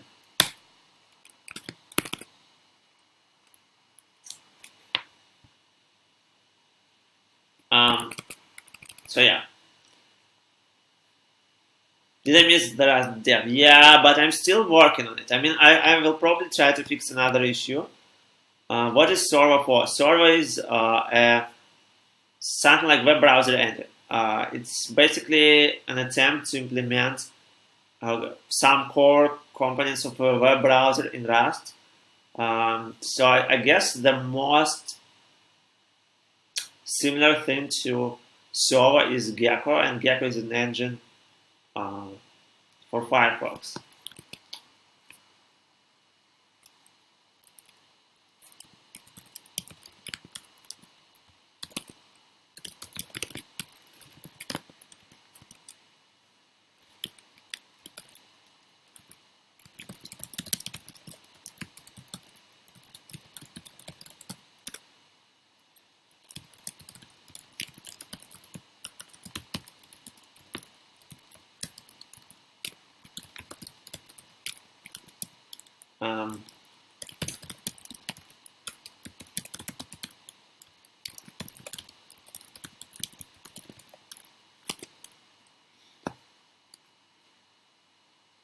How do you connect to that IRC channel? irc.mozilla.org server. So I'm using HexChat, the client called HexChat, but there are web clients.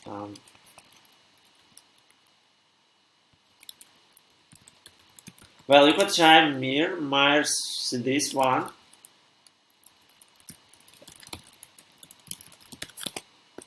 I've used it. Yeah, I've used it in Mirk many years ago. HexChat, maybe HexChat. Oh yeah, HexChat. You can try HexChat because it's available for. Oh no! Wait a second. Where is for Windows? Yeah, there is HexChat for Windows. You can try this one.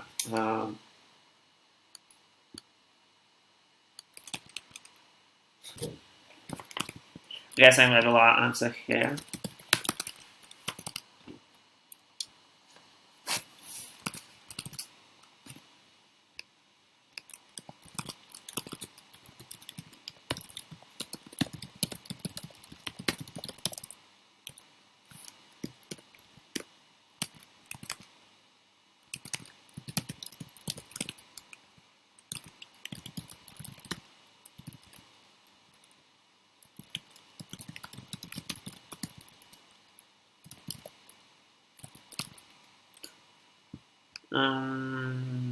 So I'm just trying to I guess I need to. Oh, okay. I was going to open the issue before I got distracted. MIME. Where is this MIME thing? Oh, check for. Oh, okay, I found it. So I found another issue to work on. And now let's see. Implement MIME sniffing. Okay, MIME sniffing here. Okay, MIME sniffing. That's nice.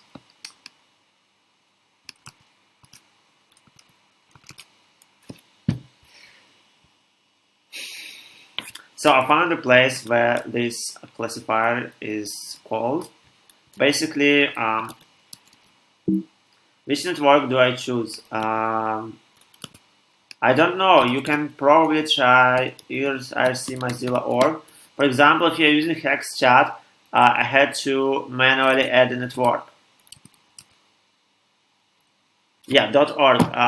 By the way, if you are using HexChat, you will need to manually add this. Yeah, also join this one. We have an IRC channel too. Actually, there are some messages.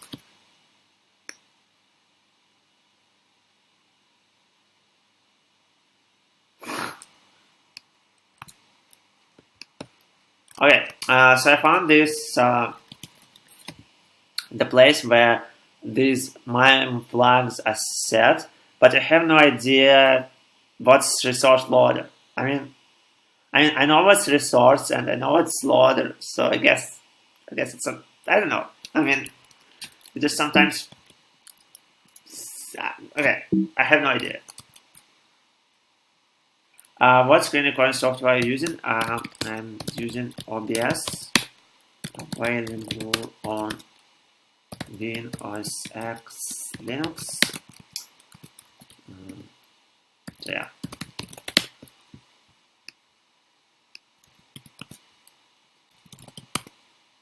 Oops. Yeah. Okay, let's mention this. Okay, so classify. So we have these two flags, and you need to calculate them somehow. And there was some long discussion somewhere here. We have pretty much implemented all of the sections 6 and 7.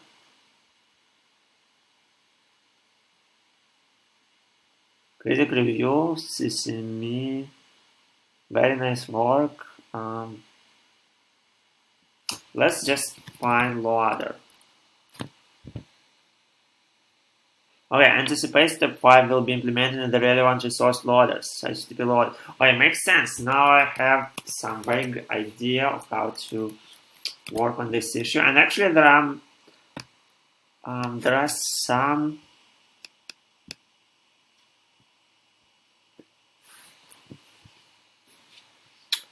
files mentioned in the, yes, here we have a resource loader. Well, I'm a noob too, so don't worry, you will learn eventually. I mean, I'm not a noob in programming, but I'm a noob in Rust. So if you're a noob in programming, still don't worry, you will get there. Oh, okay, so I mean, if you're using Hex Chat, there is a network, a list. You can click add a network. So you have a new network. But what the hell? I don't know. Use WhatsApp sources. Okay, I don't remember how I did the network. I mean, somehow I did. Okay, I guess you could click add here. Yeah, and then you modify here. You type it's mozilla.org and you have a new network. Alright. Yeah, here are my settings, by the way.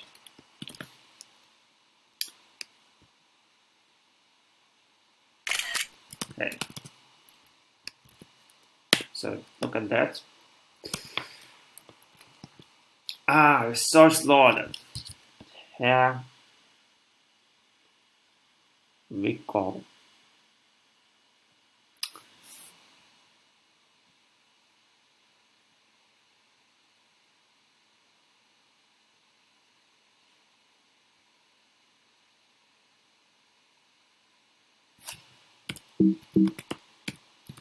Start sending sniff opt.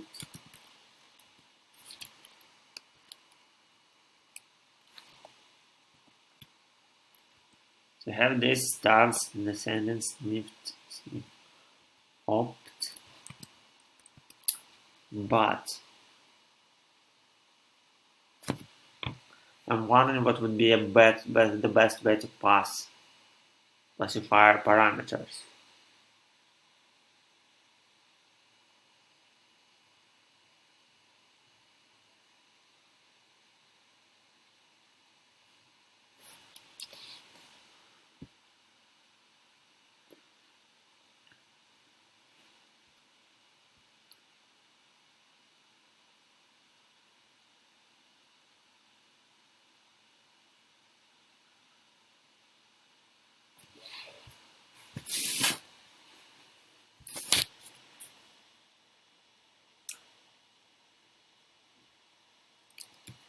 Let's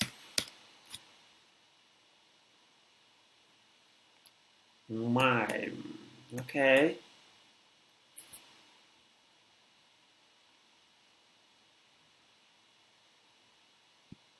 And if someone knows Rust here, maybe there is someone from Rust Servo channel. let me know, because if you have some time to help, of course. Because I have no idea what's going on here.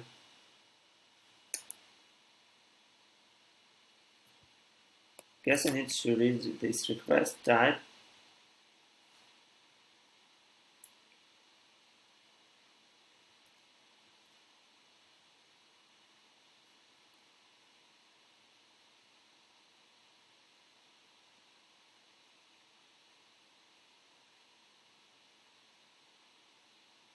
Oh, there is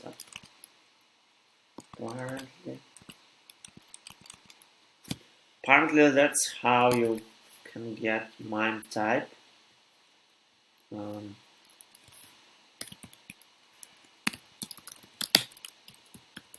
let's see.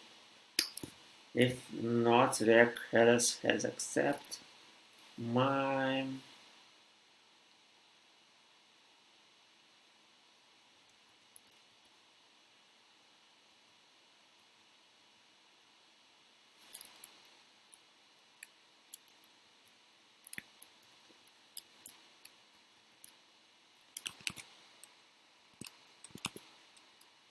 Okay, so I think I'm considering ending the stream because I'm pretty sure it's not super exciting, and it's very unlikely that I will be able to figure this out in reasonable times, like for example within an hour.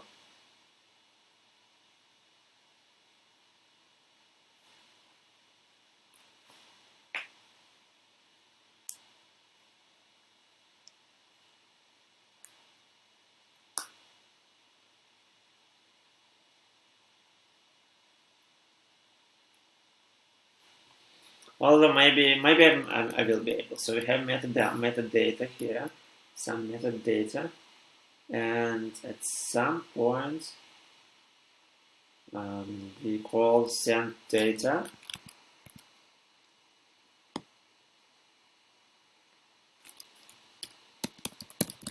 Oh, hi. That's great to hear.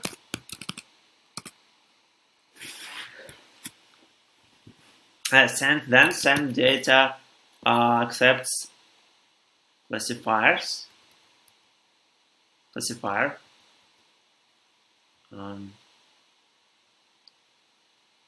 Okay, send data, and then it does something like start send and sniff the opt, and that's I need to pass two flags to this function. Knowing what metadata is.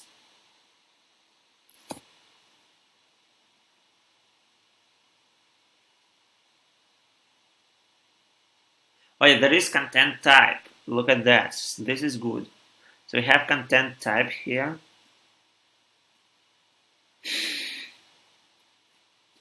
You are very kind. Well, I thought that maybe someone mentioned me. Although I'm happy to help. What do you think, bro? Does Rust have a future? I'm pretty sure that it does have a future. It's a nice language. But we'll see. So we have some metadata.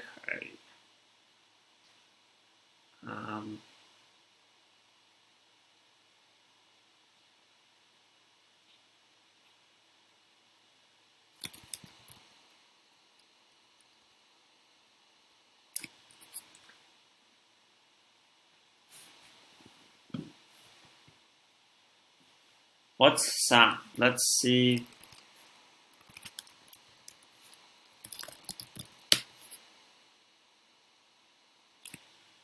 Okay, bye. It's very unlikely that I will be able to fix this. Oh, it's like Haskell maybe.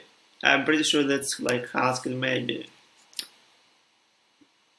Yep, it's like Haskell maybe. Awesome. This is awesome. I really missed maybe type C++. Although it's not entirely useful without matches, and there are matches, which is awesome. So let's see how do we print Rust? Print in Rust.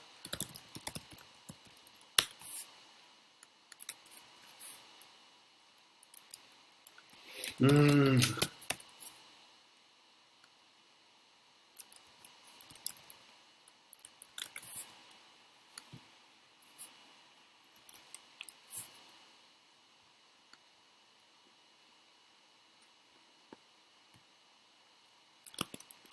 Okay, so printing in Rust.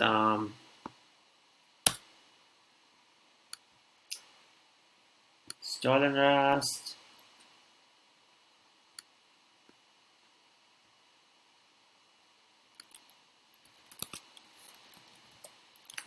I want to do some random experimentations. Rust random. The Rust random. Let's see.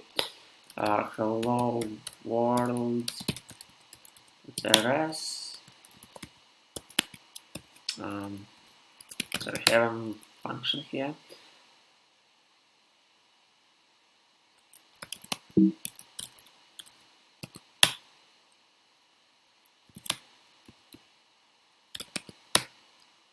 Okay, I want to do some experimentations. Rust is to the option. I'm wondering if this is astatite again. No, maybe.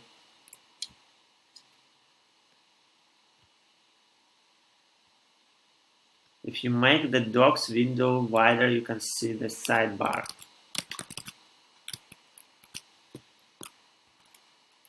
You mean here? Oh, okay, thank you.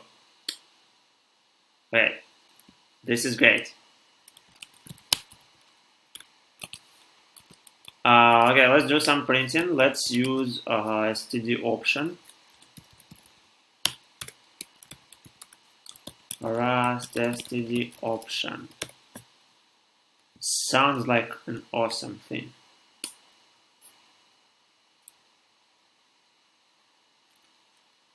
Can I show you? Okay. No, don't worry. I'm still trying to fix this bug. I mean, I made my first contribution today, but I'm still working on it, and it feels like maybe I can actually make my second contribution, but I'm not sure though.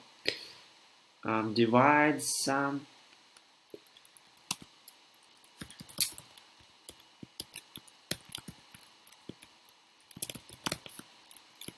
Test. Can we print some? Let's try again. Nope. Expansion. Expected a literal.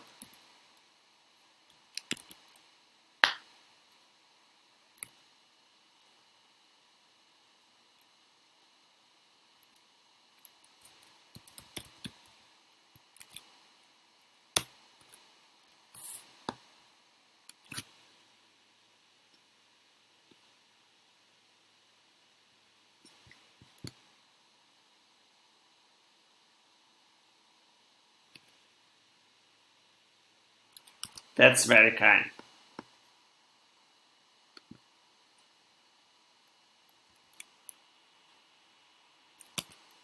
Yeah, I got that.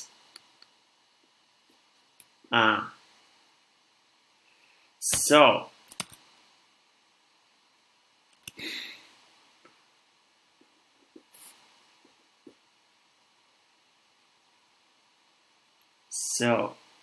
well, I don't expect you to watch every stream and just drop your whatever you're doing that time and watch my stream. I'm wondering if it's possible to print arbitrary types, like is println is just for string literals.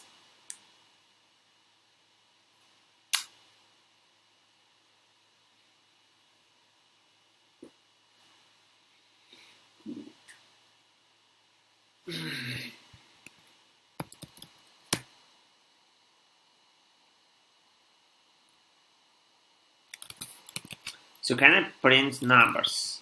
Is it possible to print 42?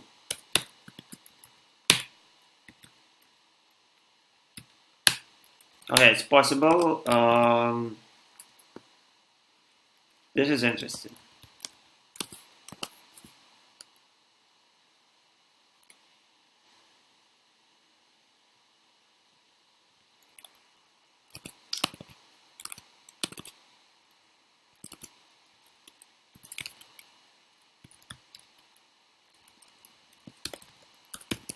Yeah, let's try this.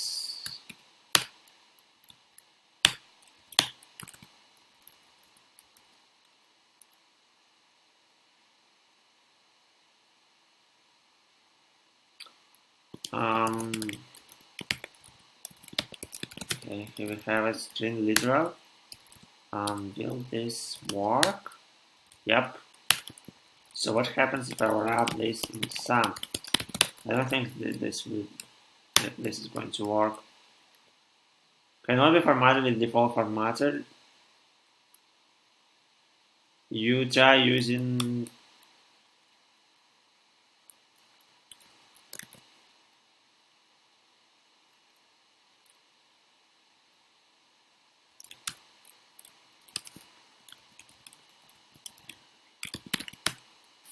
is this just a ternary operator?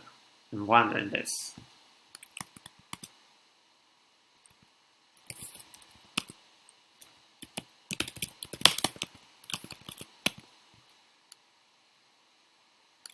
Maybe there isn't. I don't know.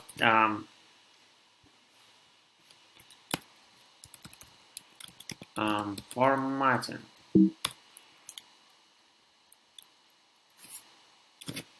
Variable binaries, functions, primitive types, commands, if, for loops, while loops,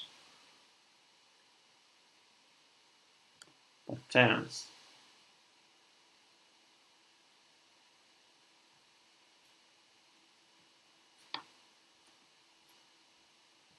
This is good. I want this.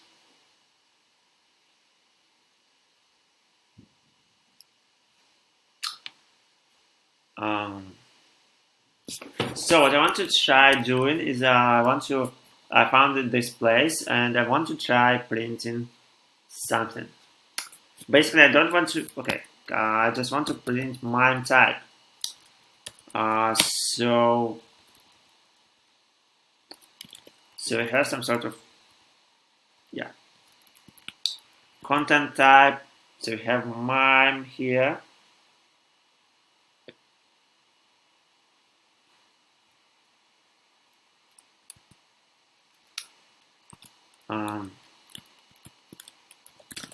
So let's find content type definition. Let's just do recursive grep. Recursive.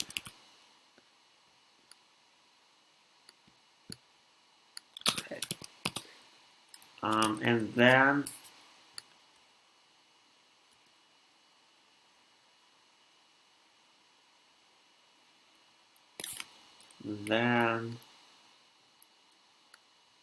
how to do matches? Okay. Well, maybe it's just possible to do this.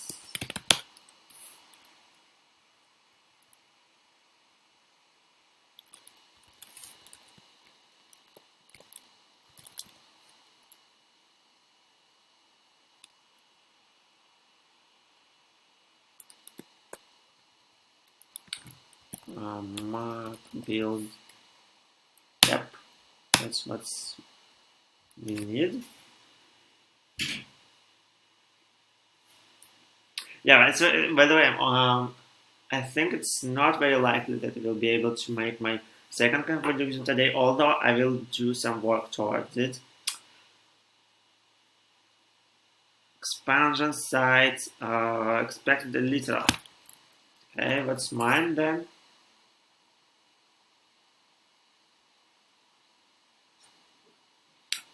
Let's see where MIME is defined.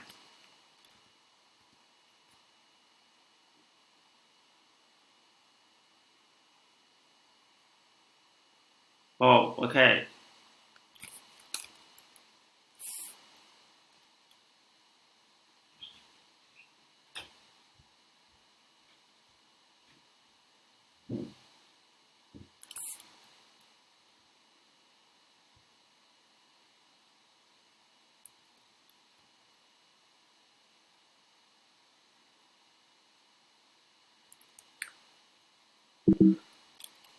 Oh yeah, maybe that's matches accept. Let's see how matches work.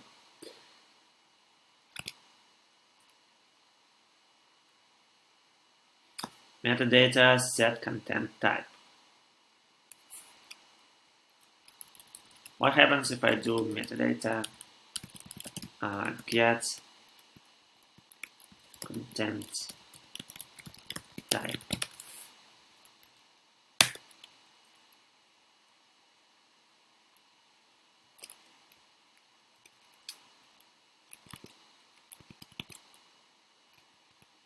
Um,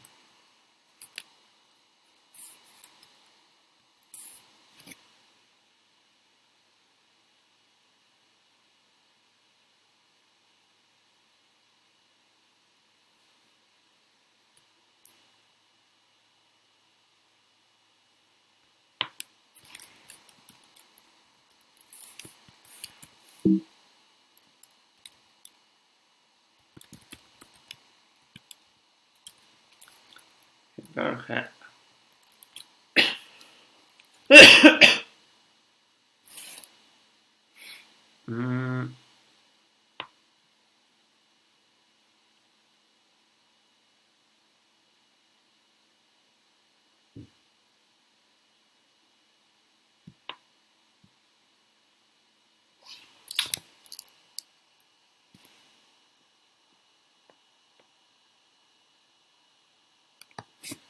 maybe here it is.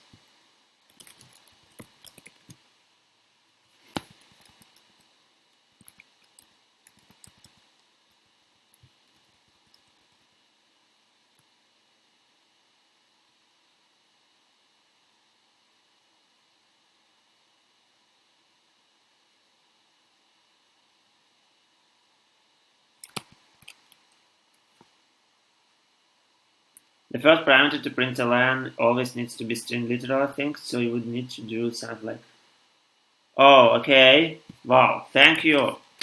Um,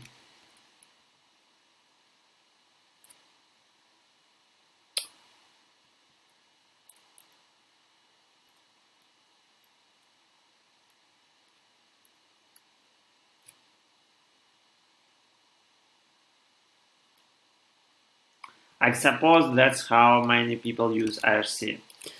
That's actually helpful. So let's see what content type does.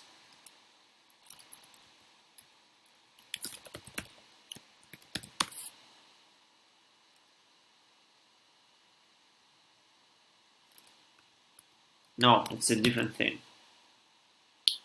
I guess.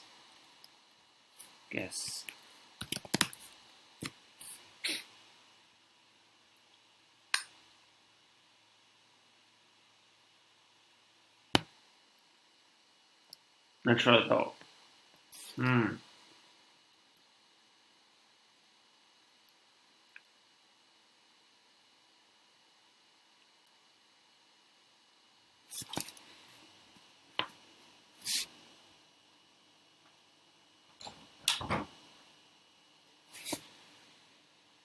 Okay, I need to go away from keyboard for a minute.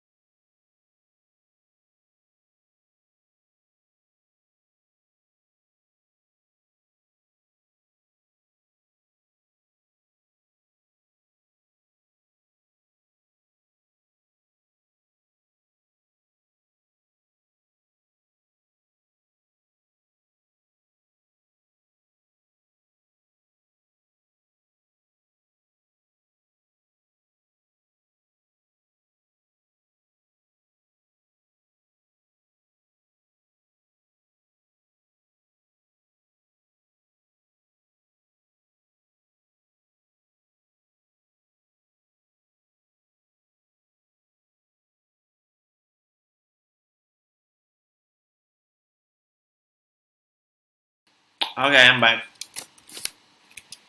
So, I'm trying to figure out whether this thing is defined, and I have no idea.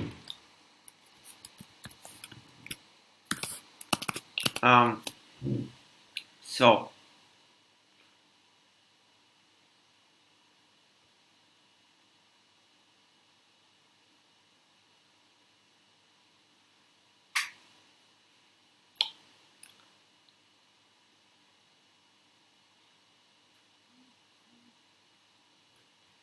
yeah, match content type. Hmm, header. Oh, maybe it's an extension. Wait a second. Oh, sorry, not an extension. Maybe it's a library. So maybe it's not part of the server itself. Yep, HTTP library for Rust. Yep. So let's see its documentation.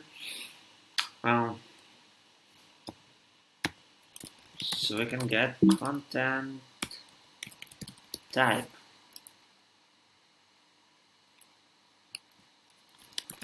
Content type. Content type header defined in, well, seems like Rust stuff has pretty good. Yeah, I agree. Rust has really nice documentation, and yeah, it's a library, but it also has very nice documentation. Methods, content type, JSON, text plain. Okay, there are some constructors. Header format, display partial equal.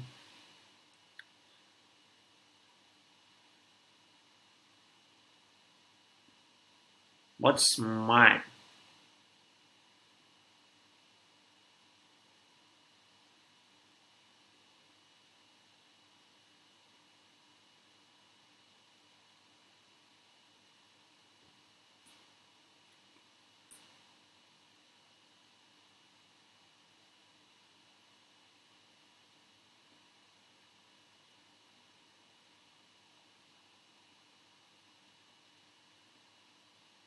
Alright, maybe we don't need to check the exact implementation. Let's see.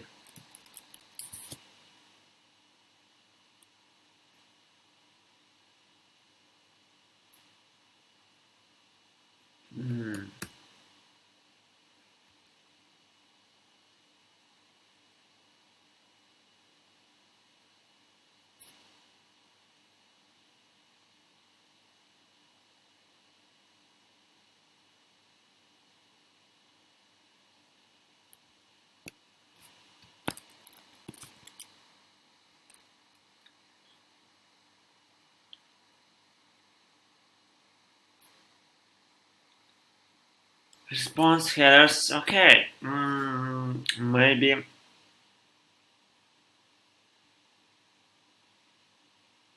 I'm wondering if it can check for a patch bug.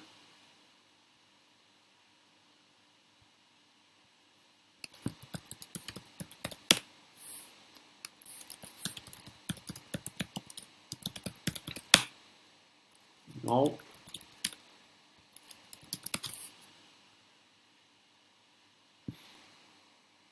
Oh, maybe. Okay. Let's check for a patch bug flag.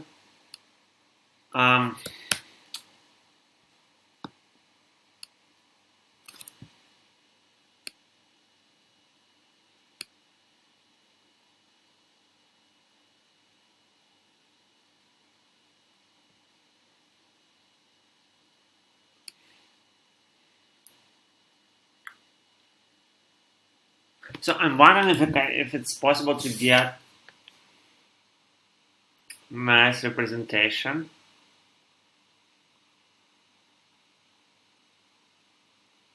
Sorry, not nice representation. If it's possible to get raw value.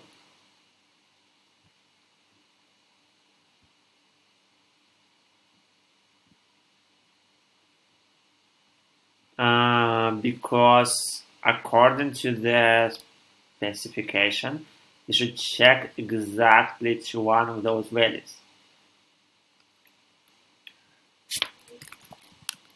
One is there is Rust REPL. Is there Rust REPL?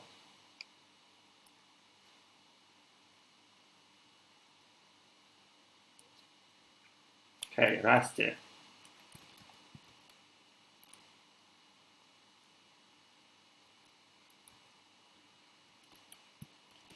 Okay.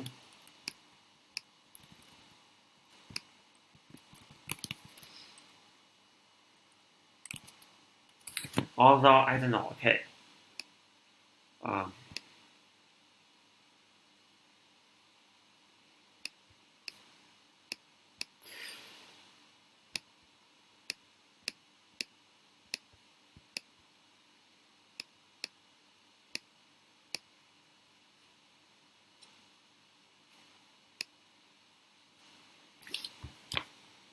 should be parsed and parsed this.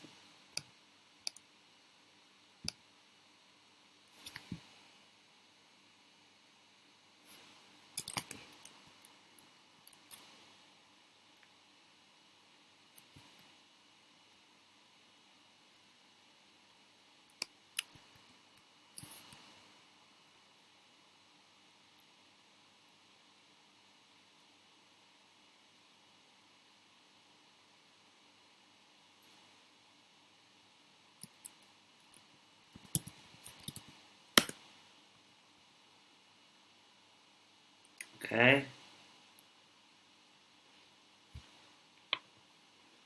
So we have response.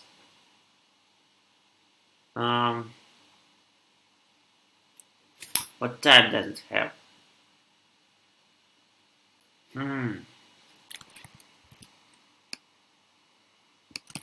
I don't know, but just any type of this variable.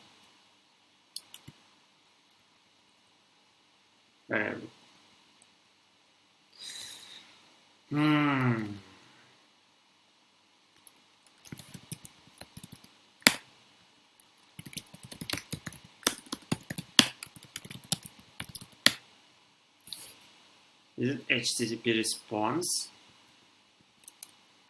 Okay, maybe it is. Network, I don't know. Network event, maybe it's not the event. Metadata headers flow. Metadata. Let's open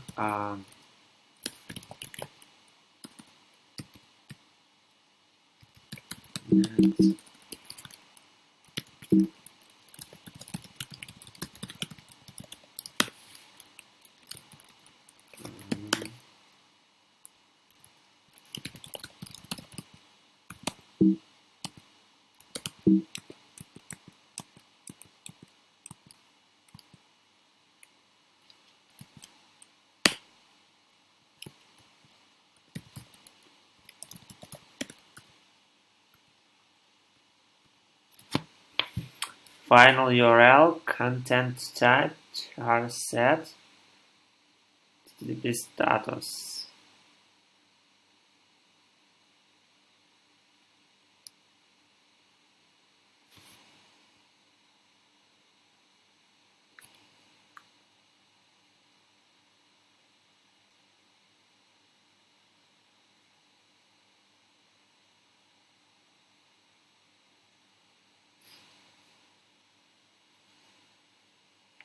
Okay. Metadata thing has this content type thing, right? But I think that we need raw content type string. I don't know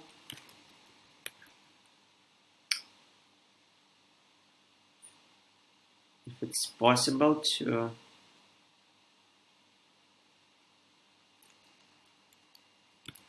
hide it.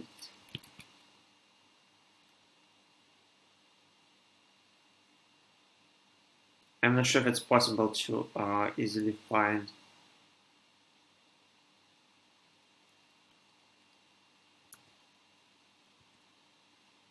this thing. Oh, adjusted headers.get response headers.clone. What is a response?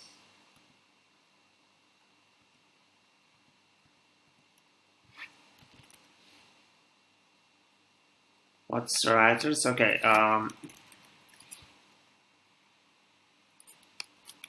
There is writer.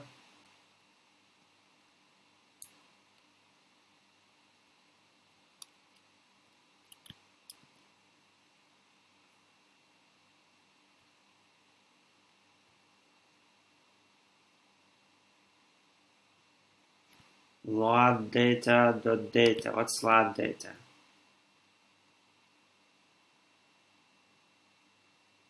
Okay, load data is load data. So finally found something. Alright, and it's in somewhere here. A method headers and a get headers. Okay, let's see what headers are there.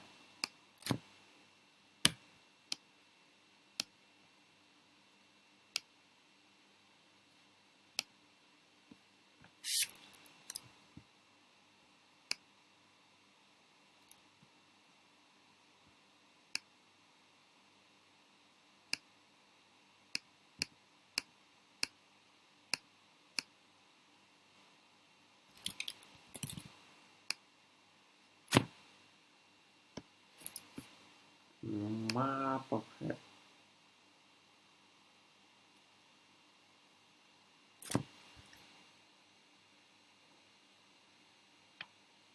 Prefer to use typed getters instead. Access the raw value of a header. Okay, and we actually need raw value, as far as I can tell.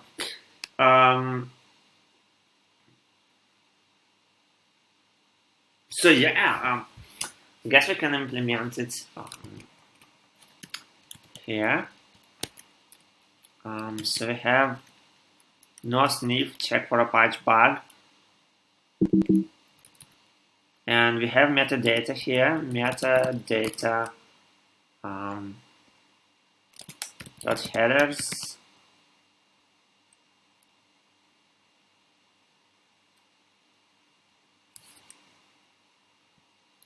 Oh yeah, so we can do this.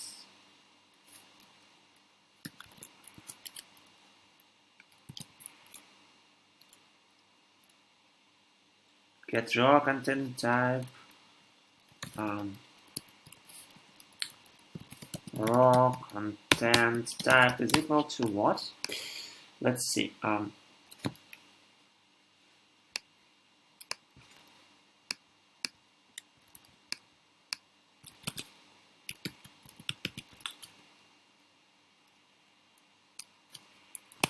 do I do ORs in Rust? Rust Boolean expressions.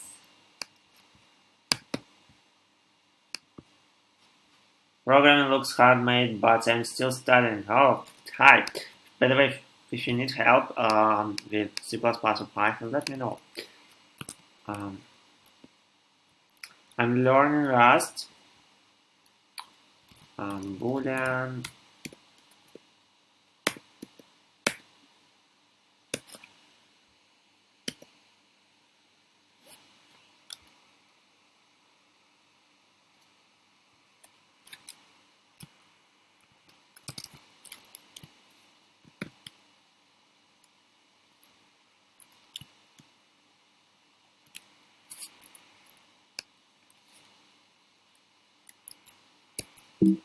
I'm actually wondering what Servo style guide is. Servo style guide. Okay.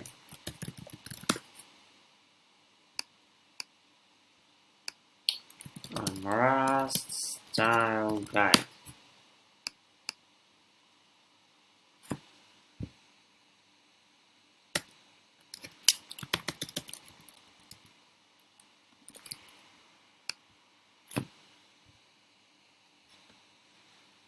Oh, features.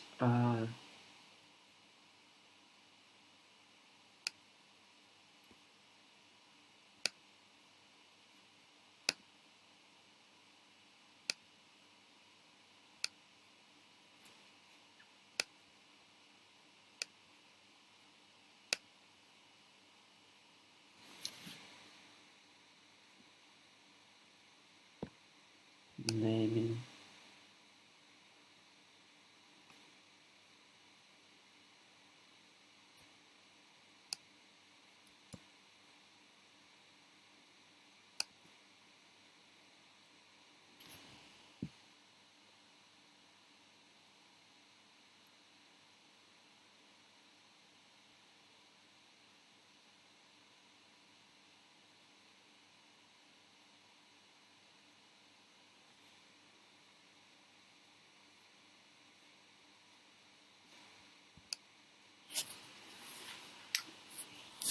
Okay. Conditions.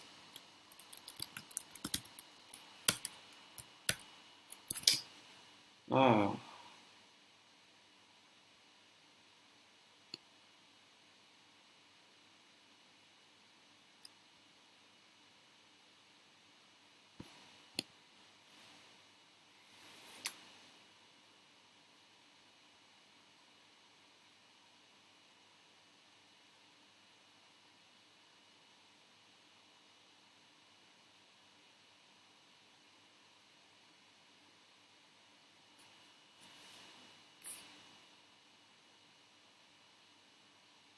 Okay, this is probably the least exciting part. So I guess I will just format it somehow.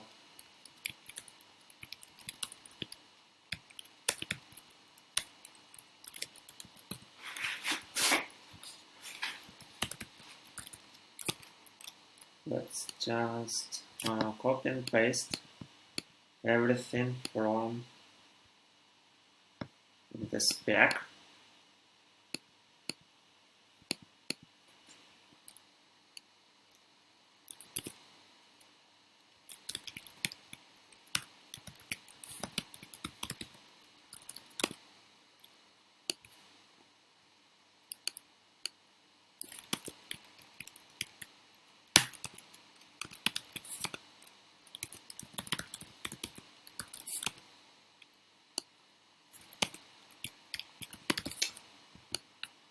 But are you winning? I think so. I think I implemented the first flag. Let's check this. I'm not sure if it builds. I think I'm winning this. There is another no sniff.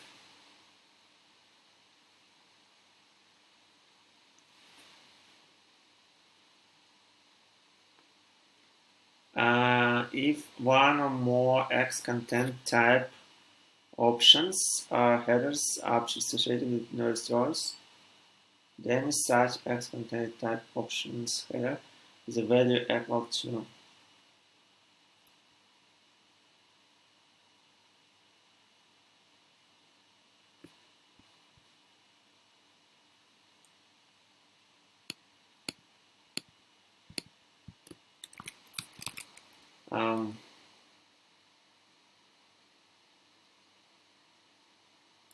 expanded literal. Currently, let's see whether there is a HTTP loader. Okay.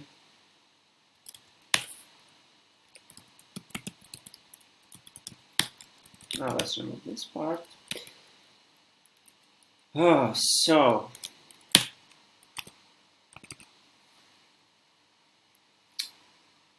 X content type.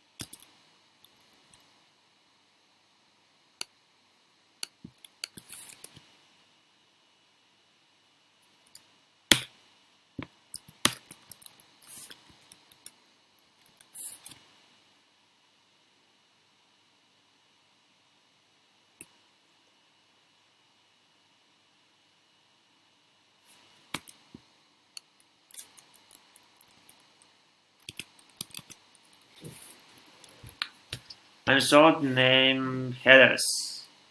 Determine metadata. Where is that at?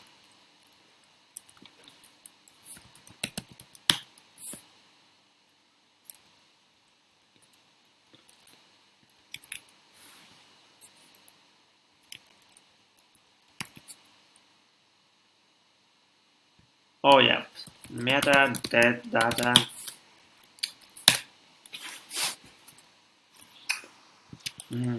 What's next?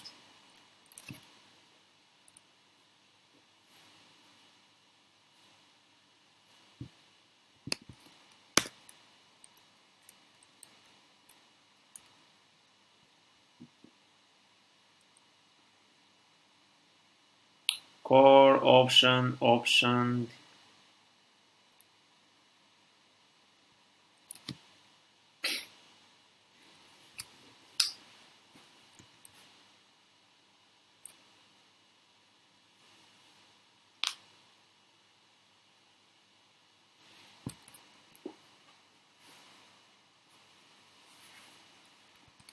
Okay.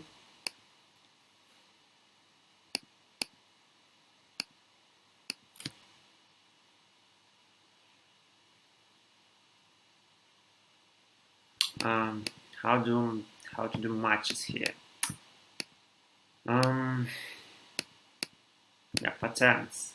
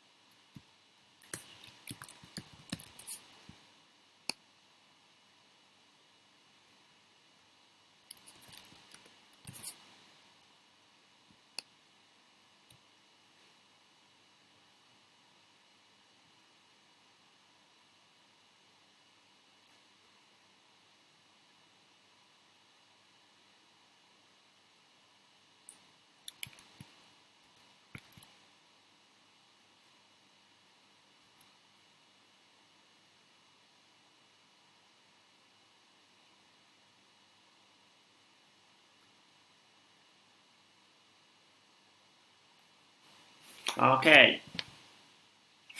So there is a wrap. That's what we need. So let's do this.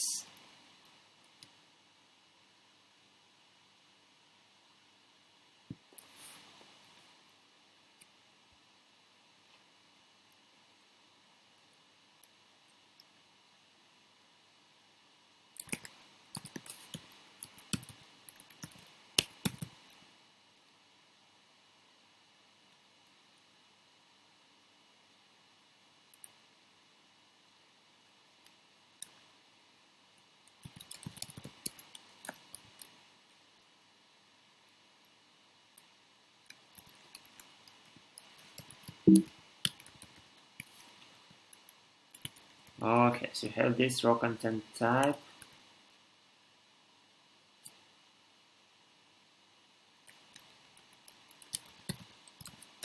um,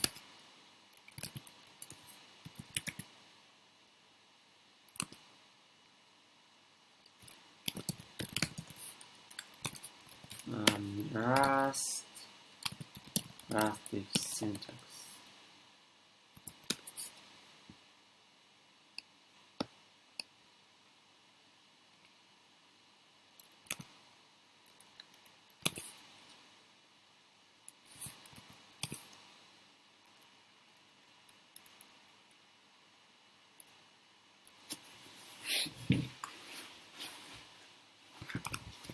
Wait a second, maybe it would be better to use a match here. I don't know.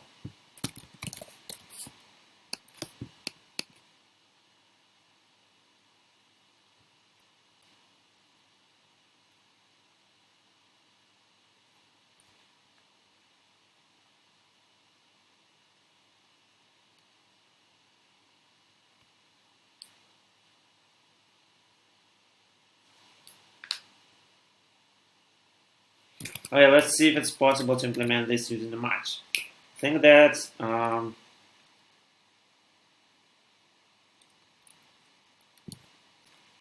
let's do match. Match header method data headers get raw content type. So we do a match here. All right. So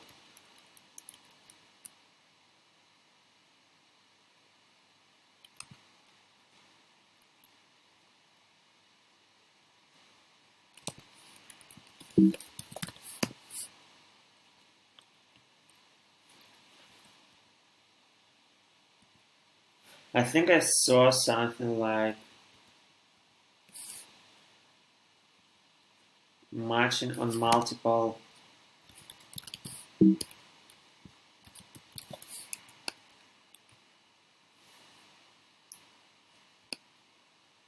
Alright, yeah. I think it's possible to use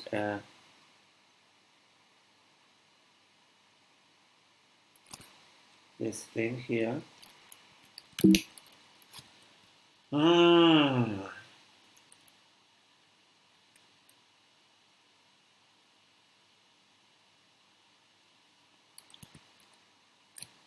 Now I have to figure out what's the idiomatic way of dealing with these values.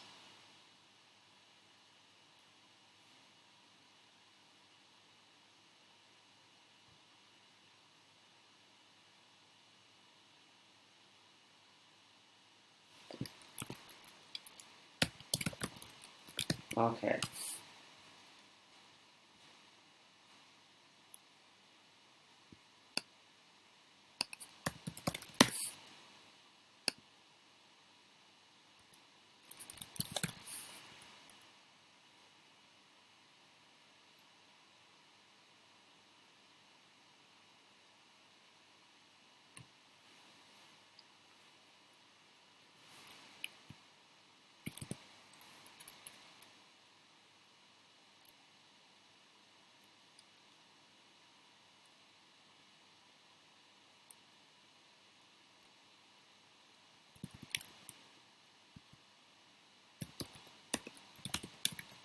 Type.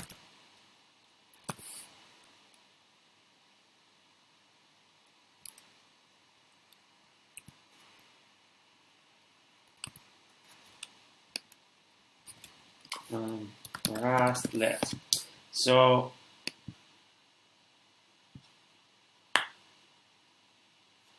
for example, if let's there is if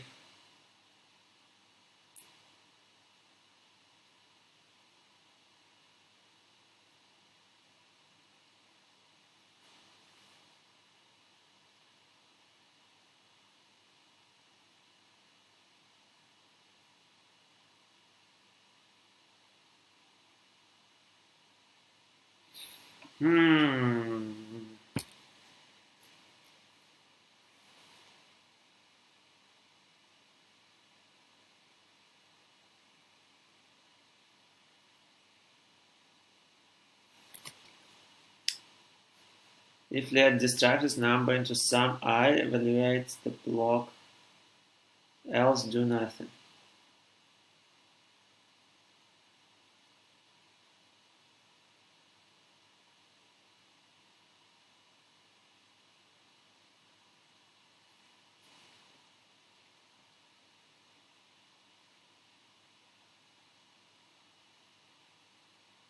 That's interesting.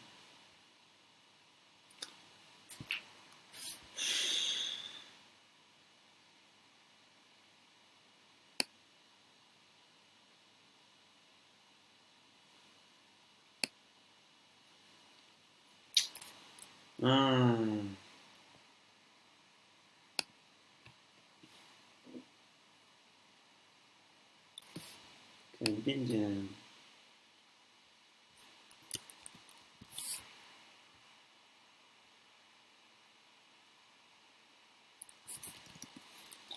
How Rust that works.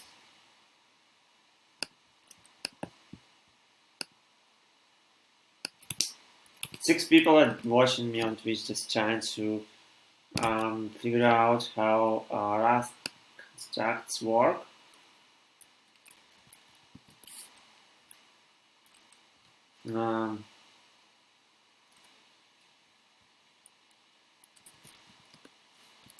Rust scopes. I'm mostly interested in scopes. So I'm not interested in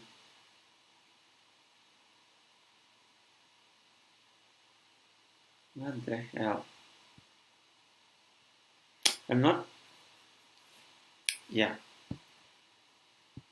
Rust lifetime. I will check all lifetimes. Distant pointers, ownerships.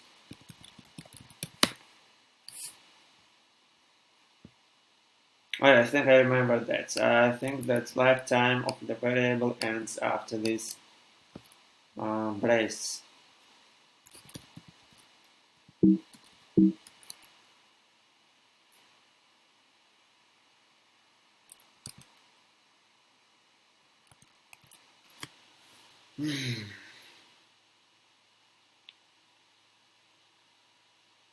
I'm just trying to figure out the most elegant way of extracting an optional value.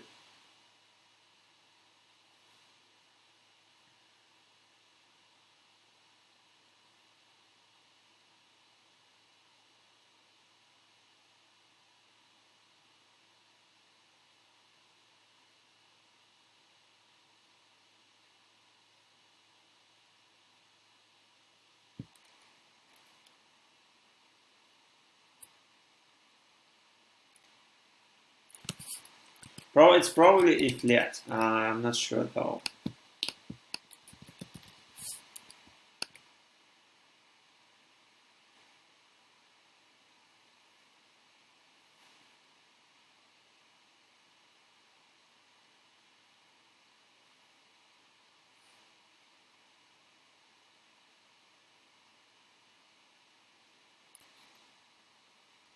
Yeah, I think that's what I want. So, okay, it looks like if let is the best way of doing so. If let some raw content type equal to this.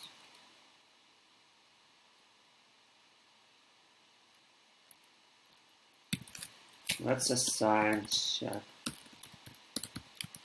or append back to this.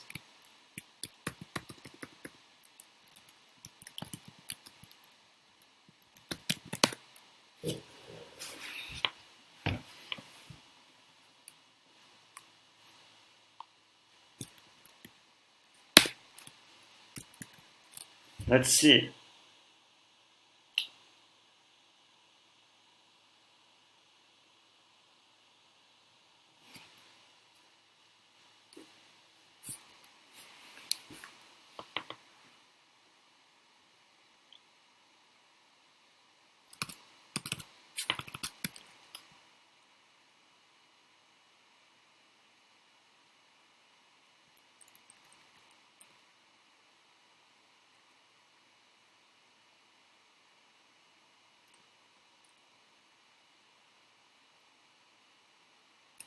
Oh, okay. No, that's not quite what we wanted.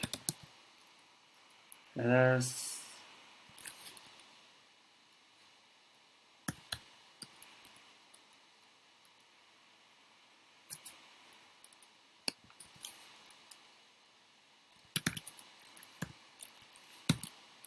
Let raw content type equals to headers get raw.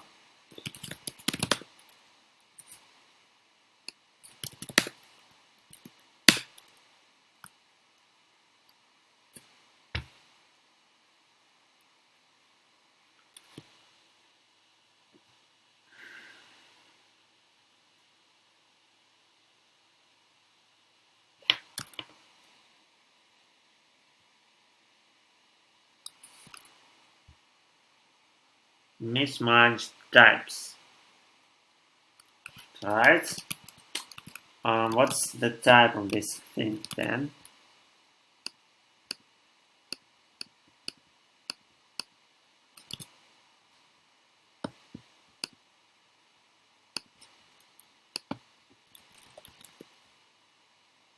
What's that?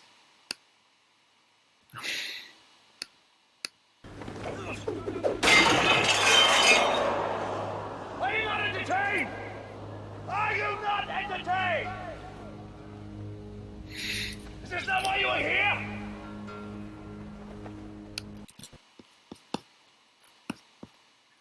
Okay. Doesn't it have to be let mood check for a patch bug equals to false? Probably. That's actually a good suggestion. It probably has to be.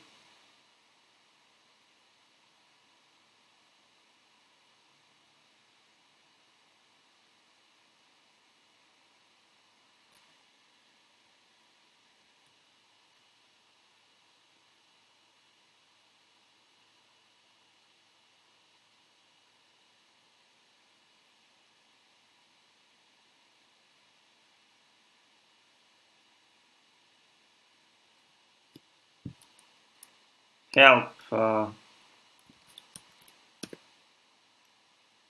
the fuck? Very helpful.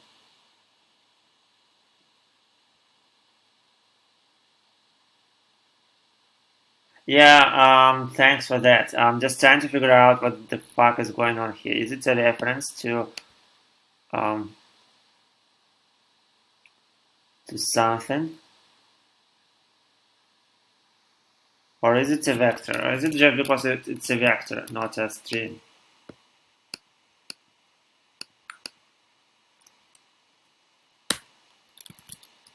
Get raw.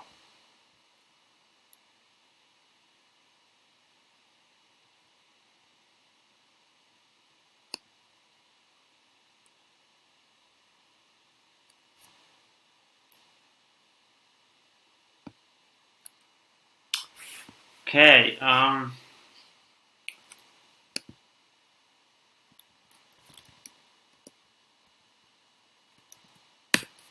it's expecting, yeah, okay. Yeah, okay, so we need to,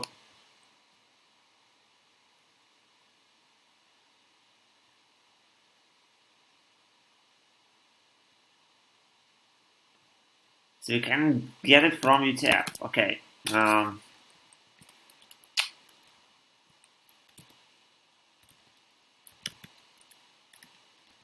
Okay, yes, so we can do from UTF-8. Oh, wait a second, no, we can't.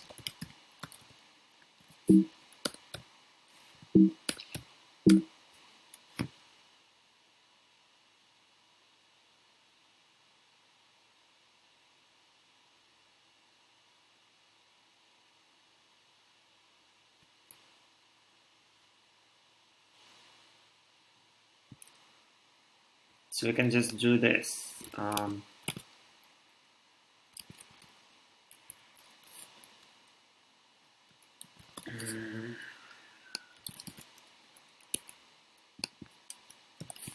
String from UTF-8 headers get raw content type.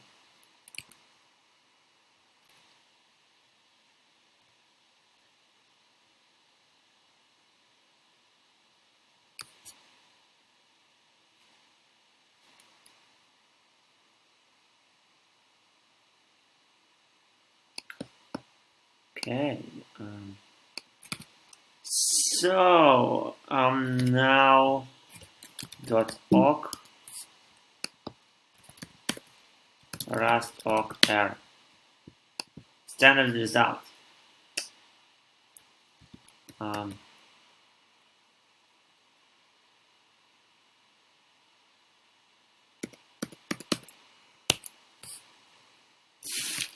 Is the type return used for return propagating error. If it is in num with the value variance, okay, T represents success and containing value, and RE represents error containing an error value. Okay, makes sense.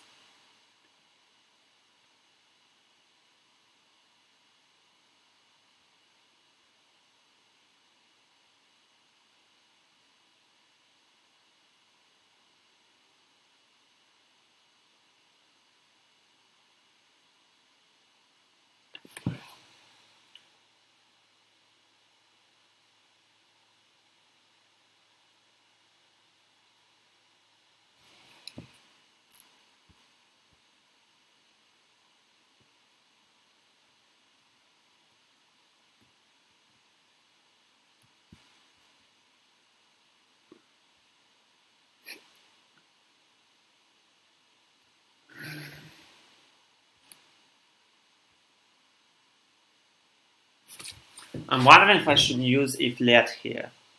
Again, to just extract this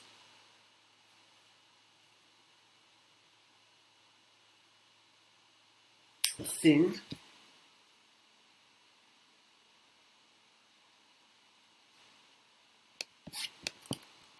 Rust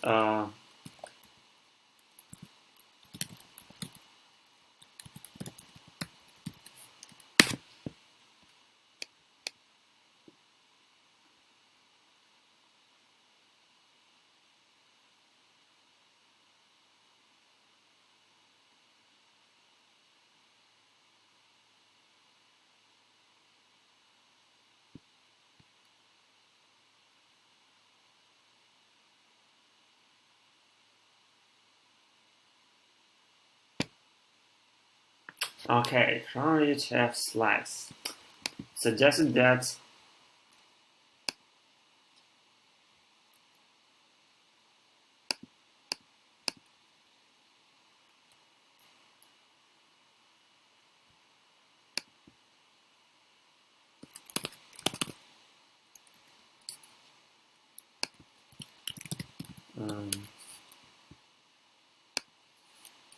okay, let's do if let. If let raw content.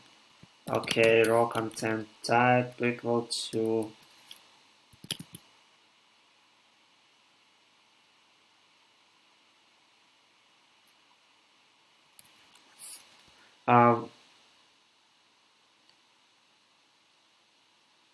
oh, you mean this way? Okay, maybe you're right. String to byte. Okay, this actually makes sense.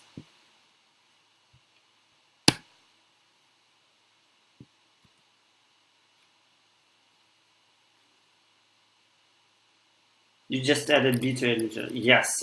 Thank you very much for your suggestion. I think you are right. I think you're right.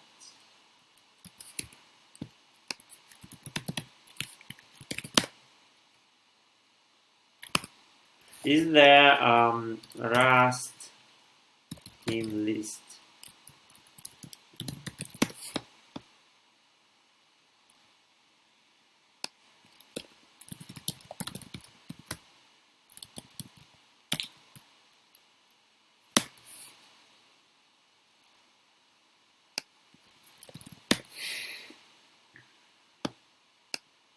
I'm wondering what's the best way to check if something is inside a list.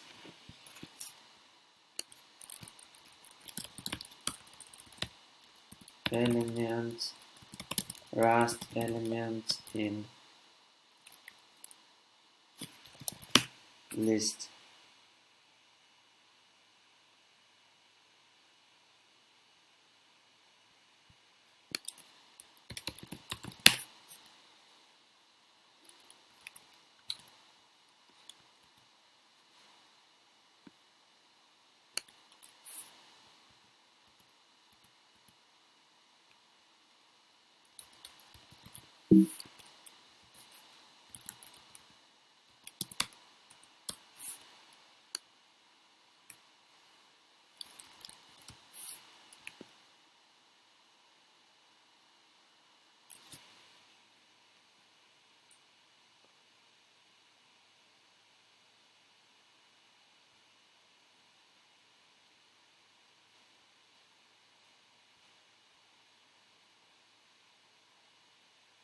I'm trying to figure out if it's possible to write something like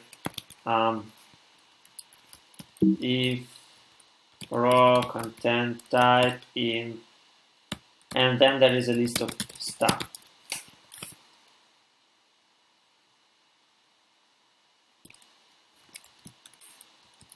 Just check back.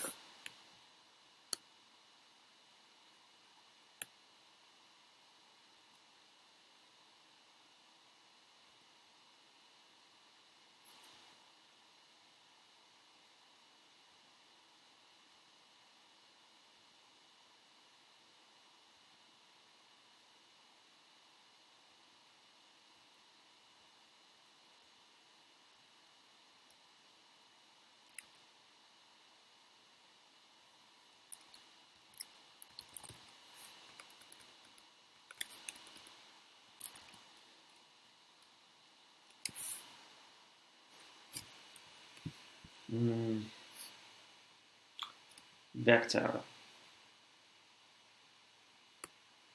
Yeah, I know that there is for x.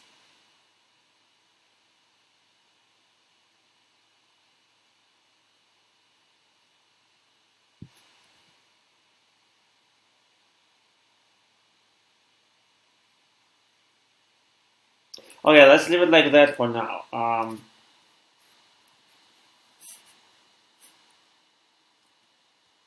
I mean, I don't quite like this syntax. I mean, it's a loop, and this is not quite what I want. This one is probably better, but it doesn't save any of the. I guess it's much simpler this way. Let's just leave it like that for now. So yeah,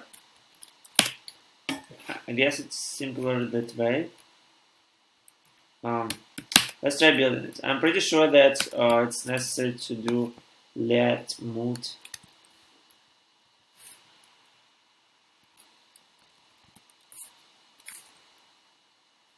although I have let.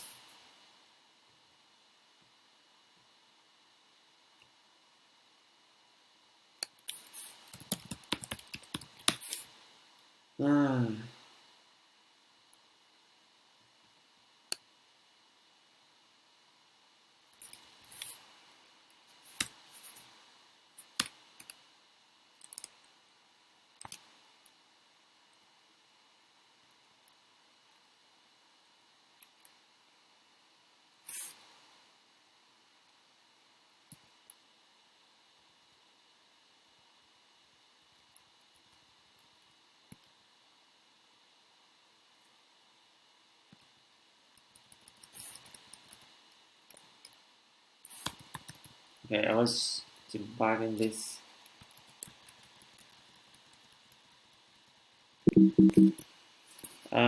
Fan method filter. Let's look at this one.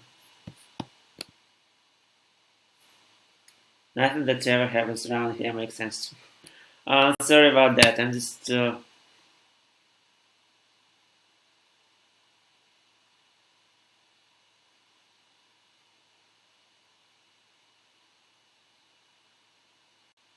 I don't know. Looks nice.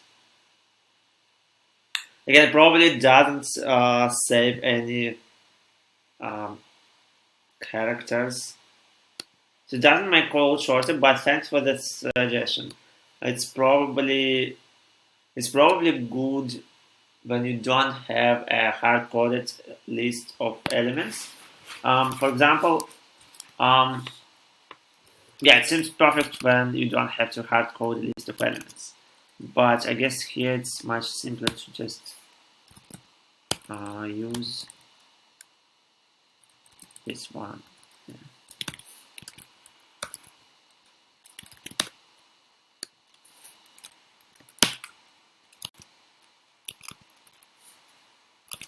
Oh, okay. Let's wait. We also need to update let mute here.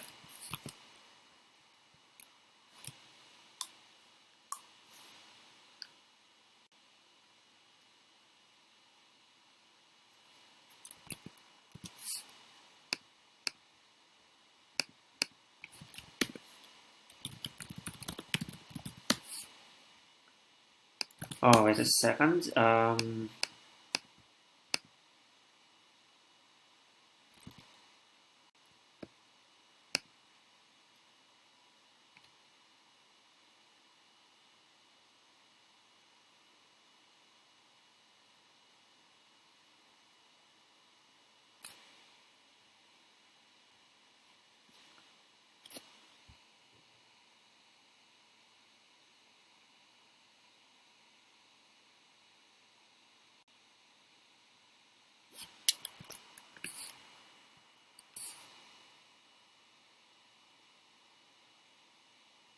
Mismatched types again.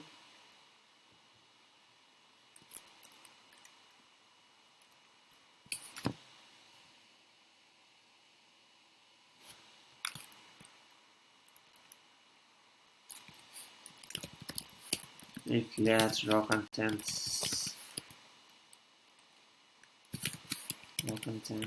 type.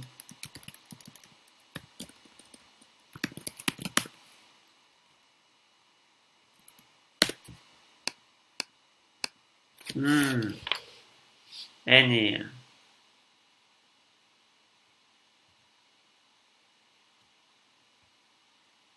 Okay, this is actually pretty cool.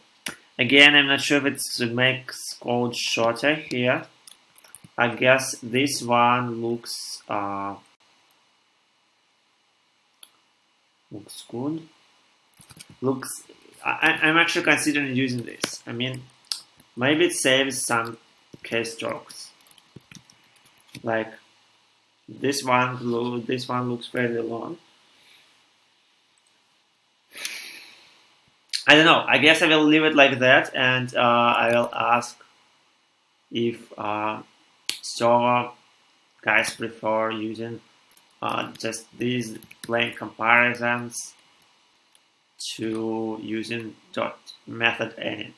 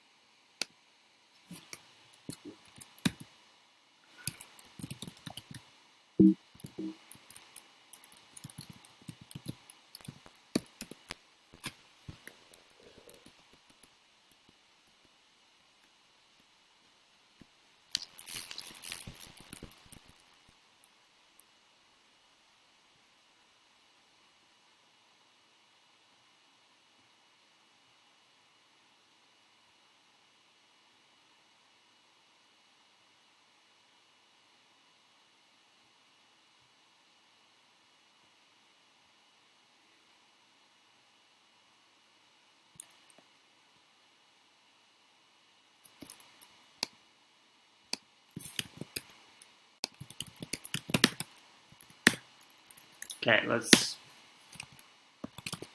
set some random stuff here. Backhash contains methods. Oh wow, thanks. This is great. Contains.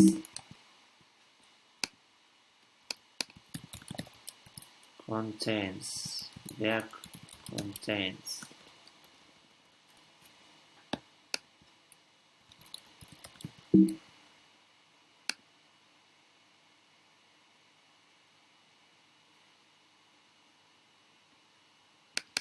The fuck?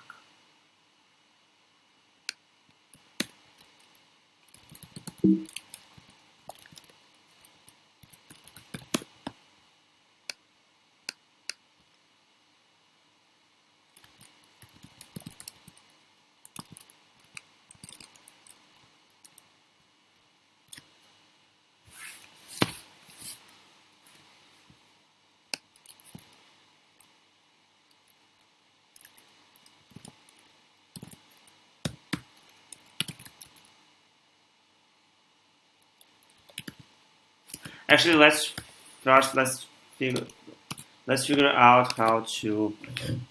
Thanks for this suggestion. So I need to figure out how to compare string literals to vectors. Oh.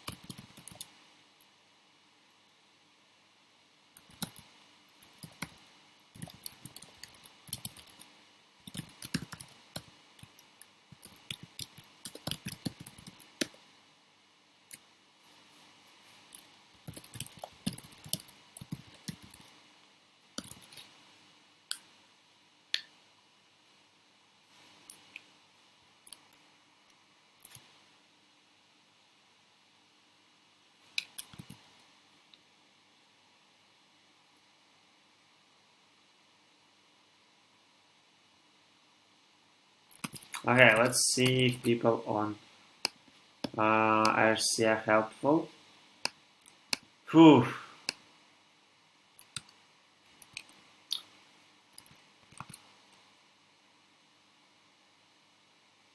Let's see.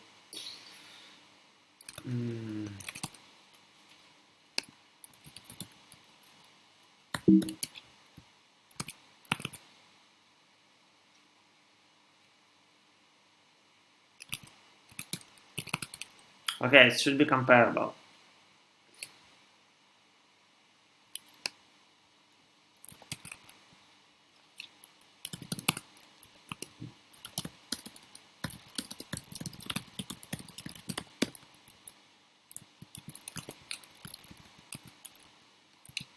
What the hell, right?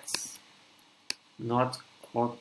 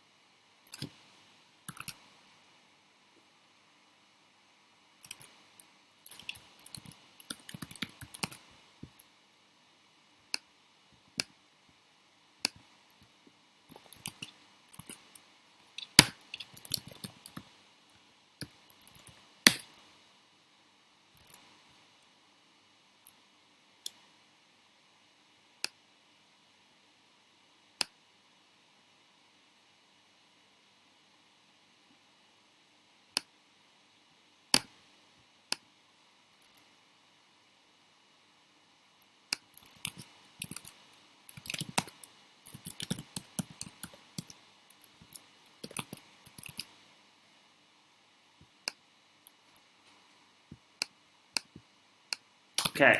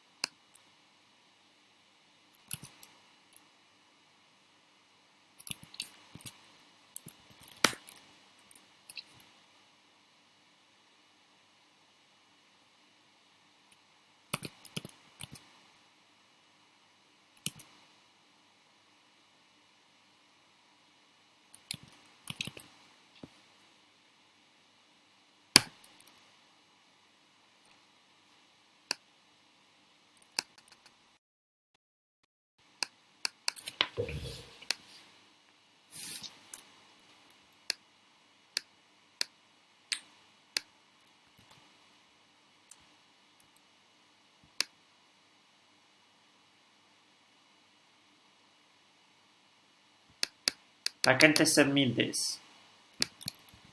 Can't figure this out.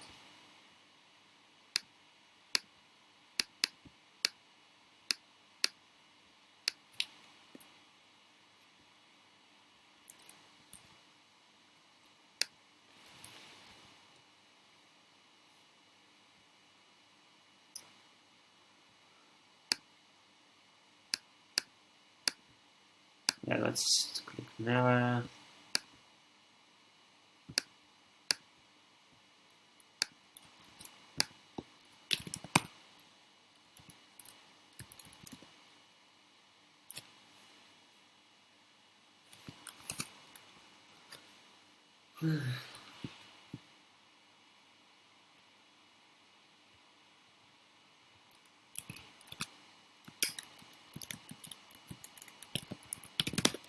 Let's try this.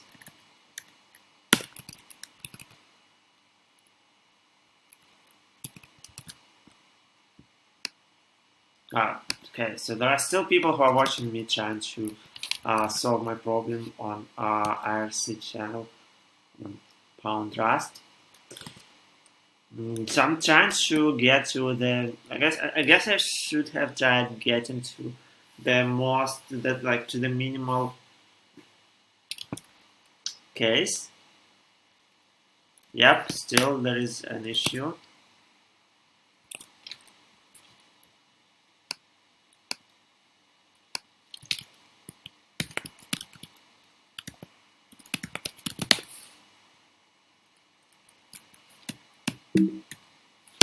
Okay.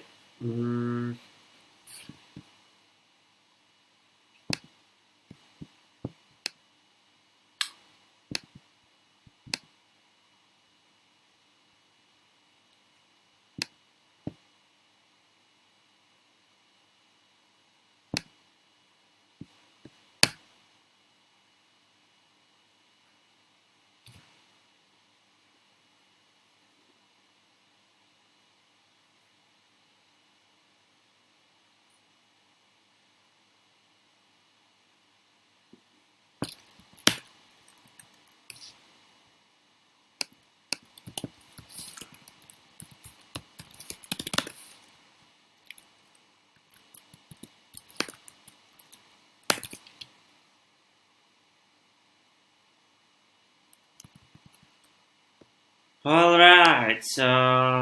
Let's. Let's try this.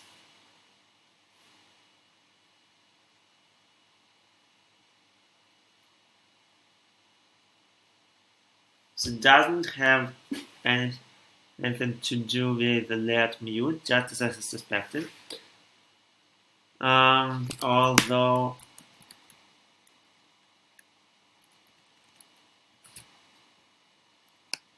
Let's try comparing it to itself.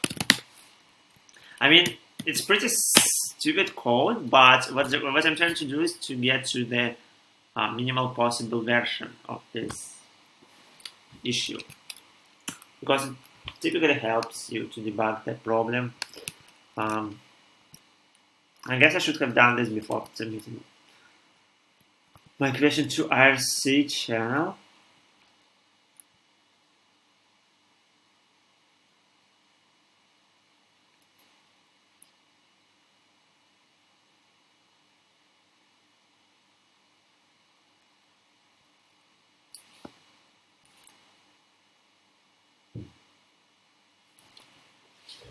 Headers. Okay, should I use refs by default?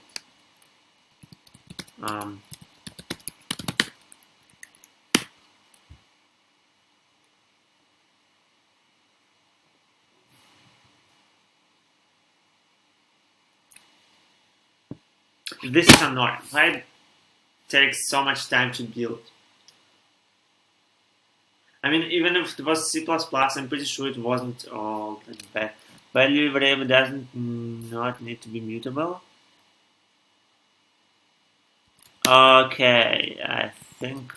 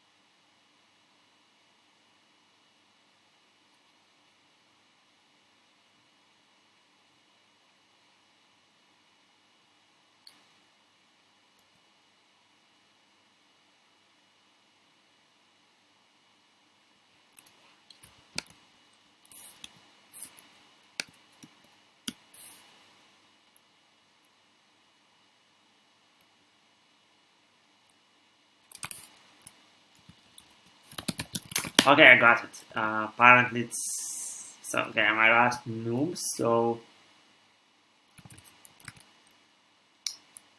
this is not surprising. Um,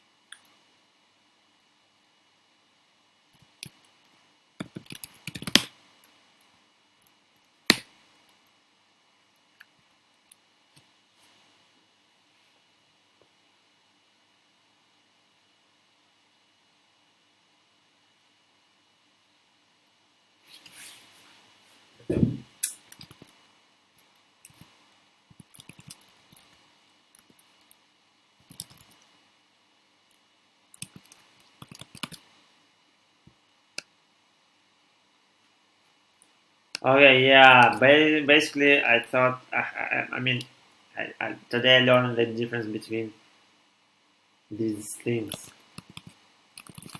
Okay.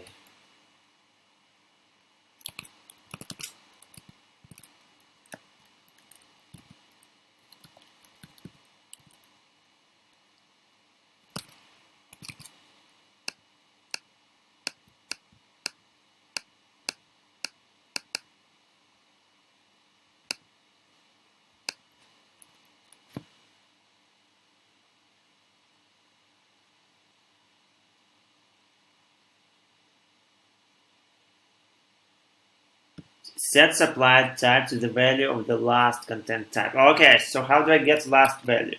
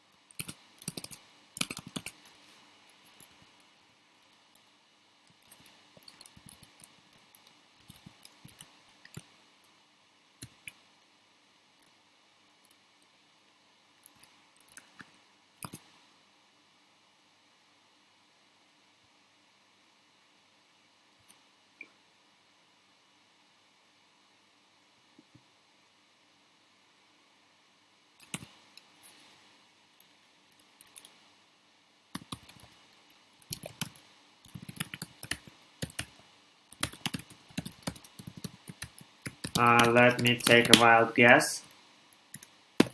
I hope that the function is called last, and then we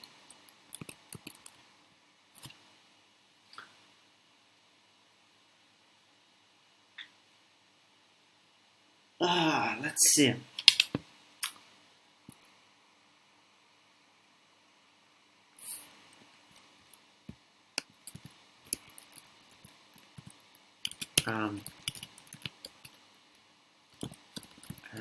raw content.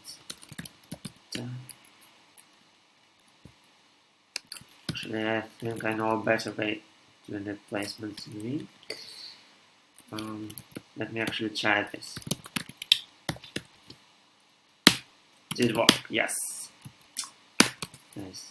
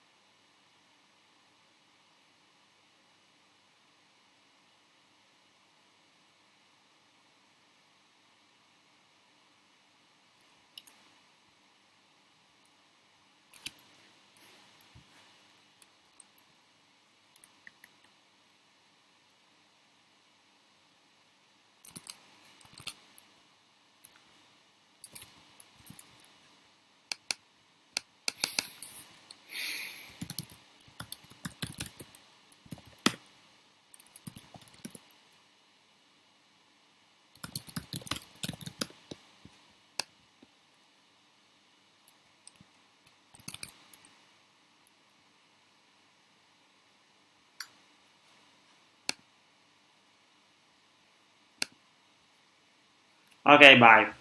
So I'm still trying to do this. Laura.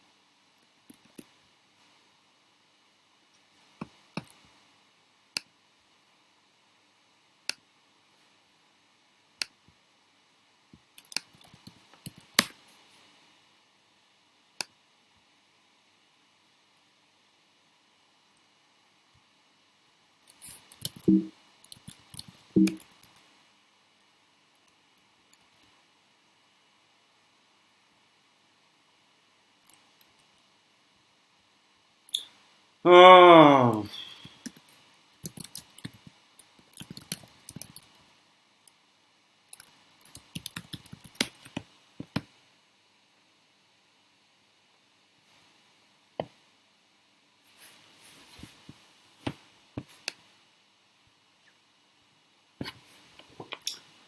Okay, I want to finally fix this.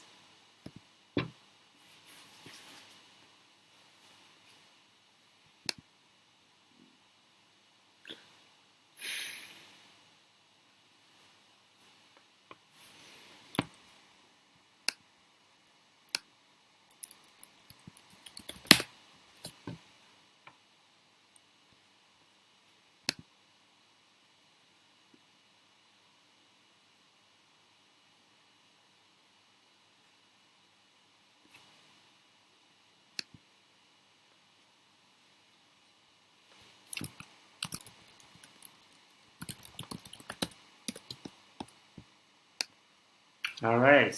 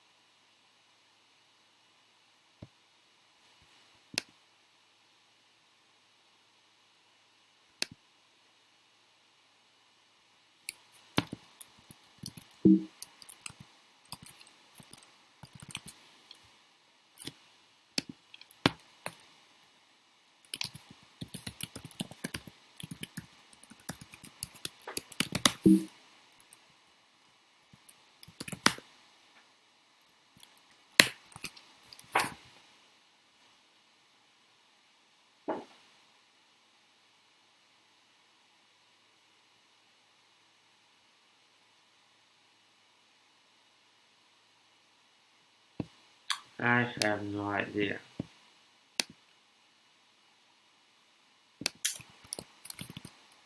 Oh.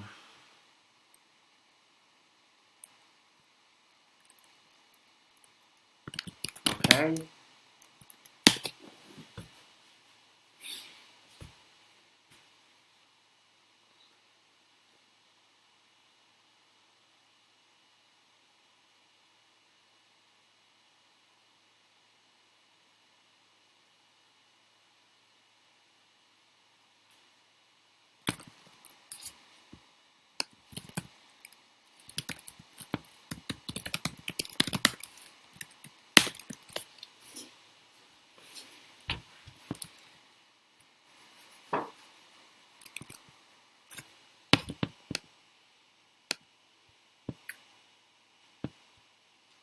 Whew. So,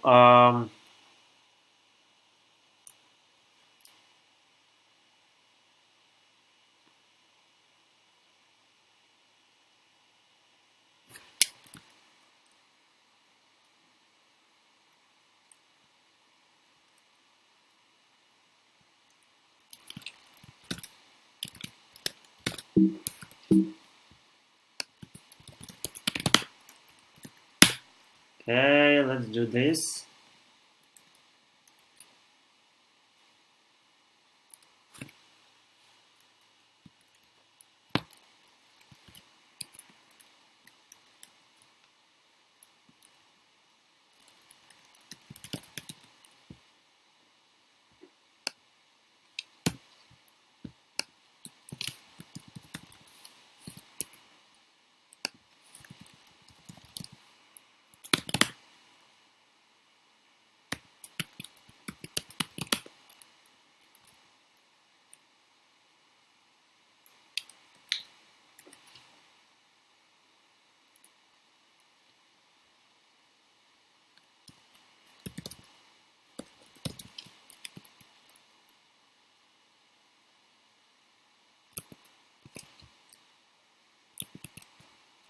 So I guess I need an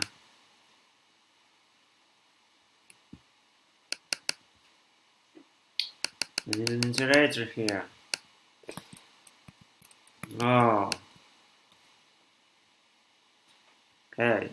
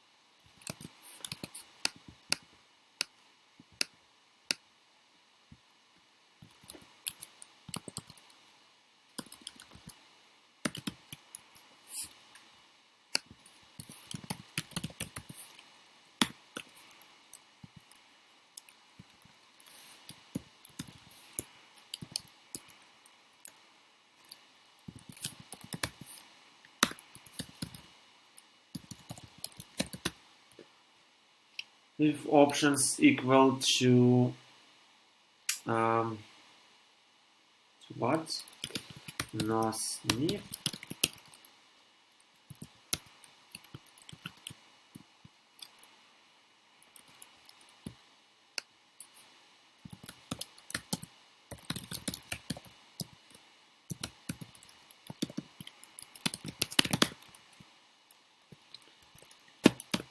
Now let's recompile this thing.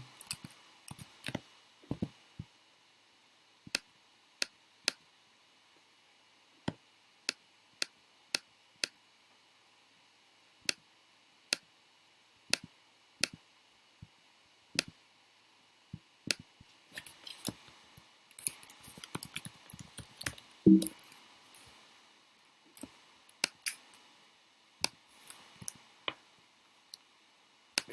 I need to check headers.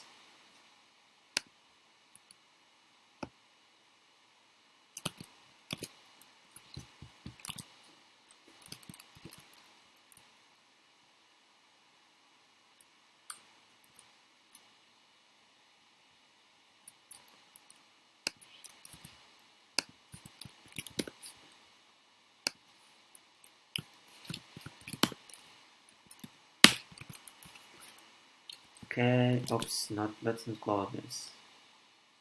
Get raw.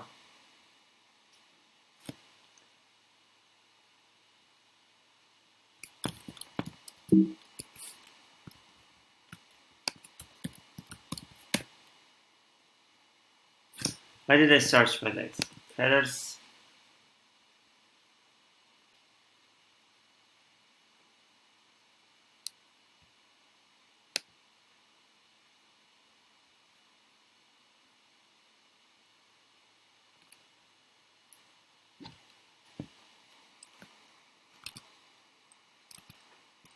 Oh,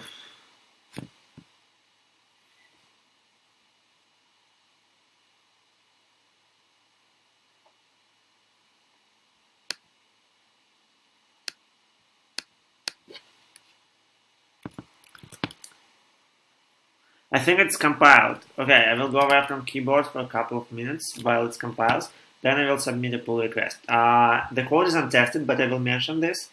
I mainly would like to know a way of testing this piece of code. It's kind of late, so I don't want to figure this out on my own. Plus, I'd really like to sort of comment that I'm already working on this issue. Please don't work on this issue or anyone else. So yeah, I will be back in 2 minutes.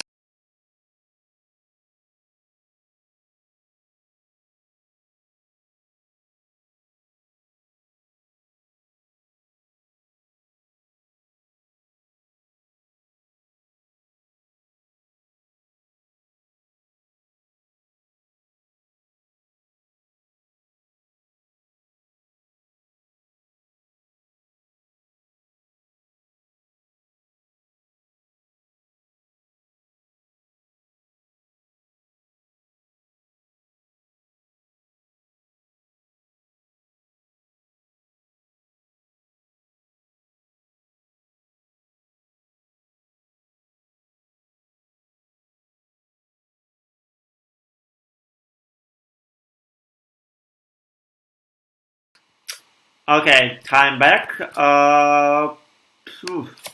Looks like I'm about to make my second contribution. Oh, well, it's just a pull request. Maybe it will be accepted. Probably not, though. I'm pretty sure that. Well, it compiles. Let's make sure that's how it's supposed to work. Let mute sniff. Let's sum headers, metadata headers. If let's sum raw content type headers get raw.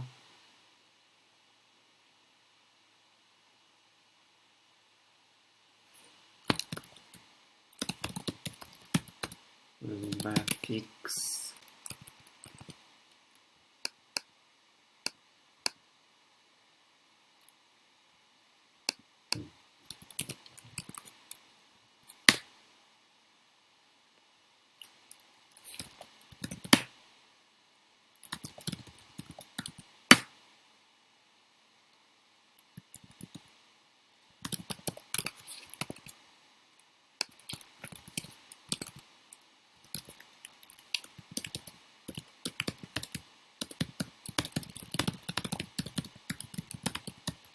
Bug.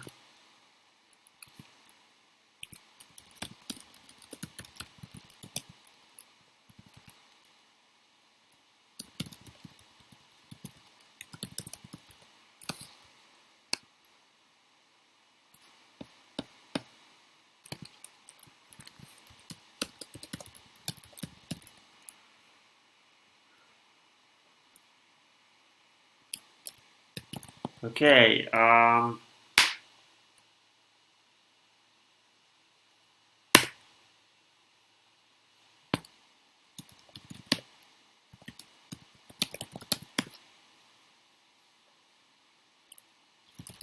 Git push my fork fix this.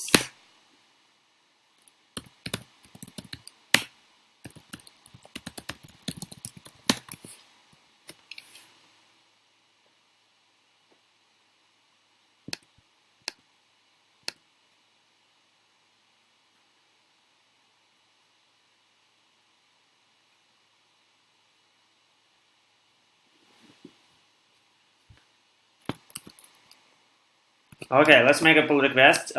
Pretty sure it won't be accepted right away. I'm not sure even if it works, but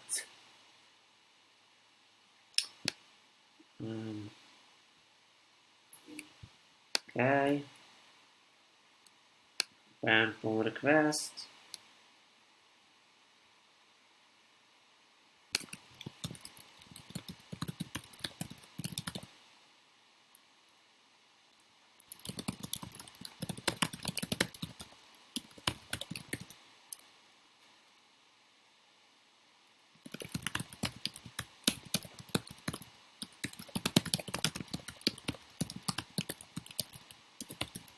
Best way to test this part of code is the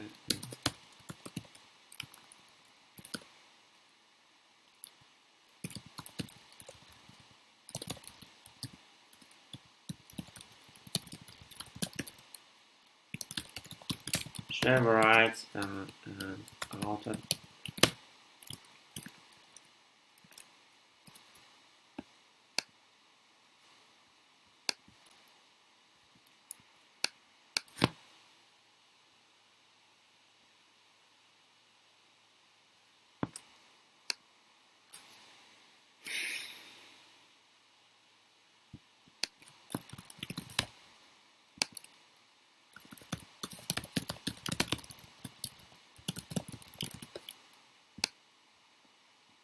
Oh, wait a second. Oh,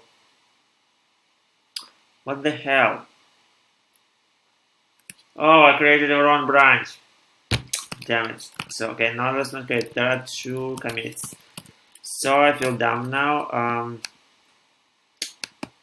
Okay, here's what I need to do actually.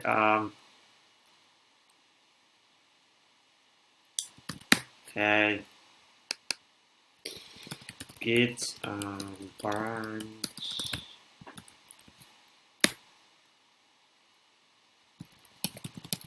Okay, not that. I guess it's.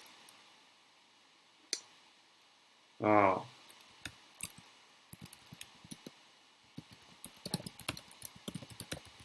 Yeah, I'm a noob.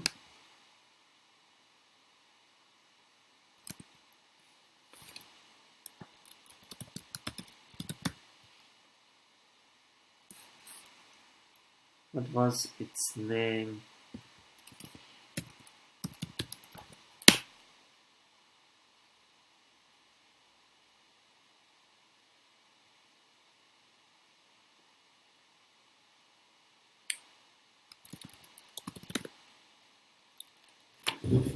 Ah.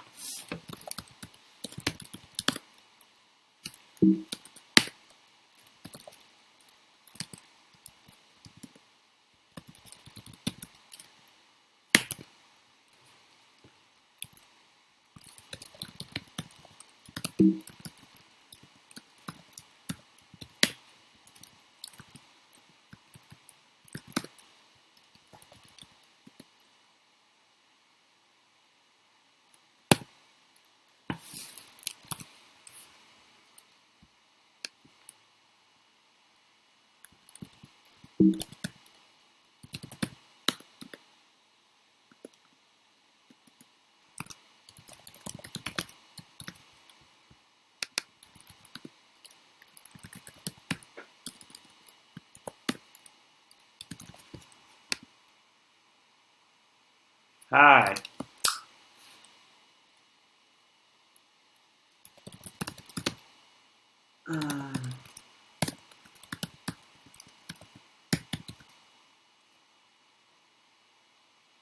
Wait a second, I don't want to delete every possible branch. Guess I just want to delete this one. Get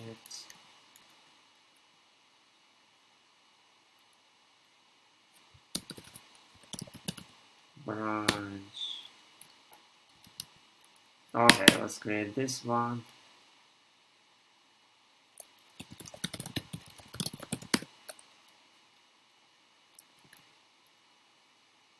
Let's delete this one.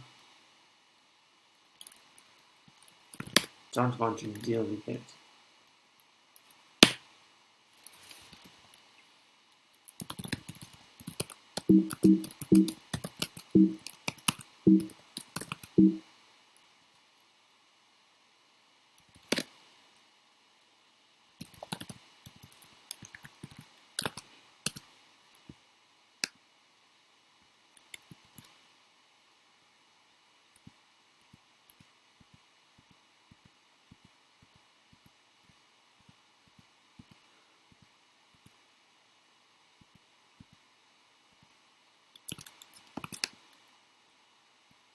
What's the history for pop or FZF?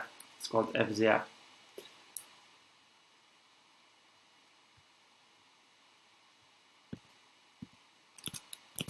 You're welcome. So, okay, I really just want to make a pull request. Okay.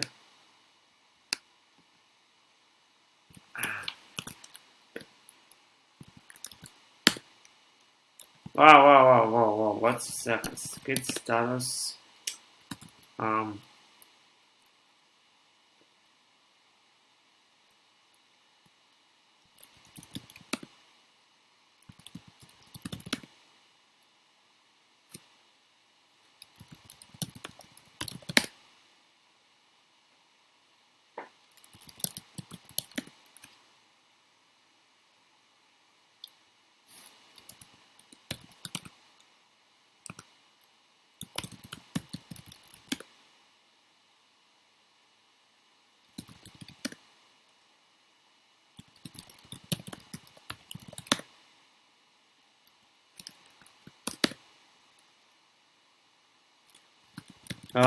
Cherry picked everyone commit.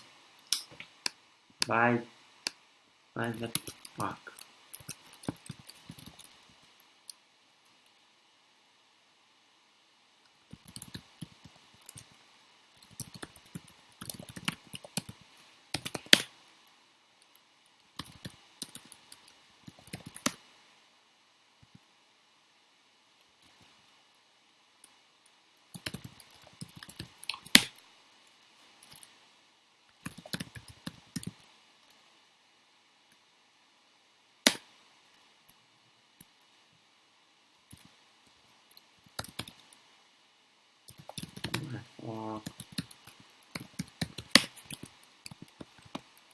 Okay.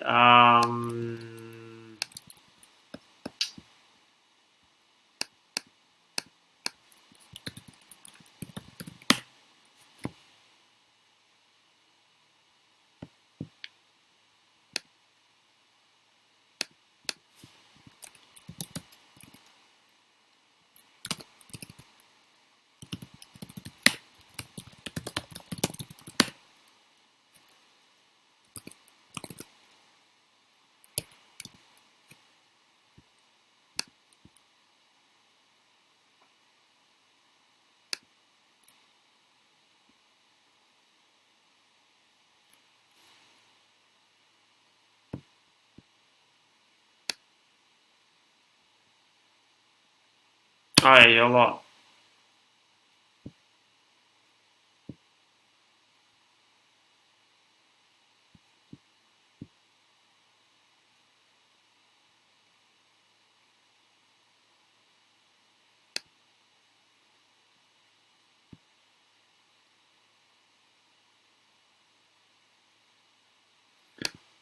All right.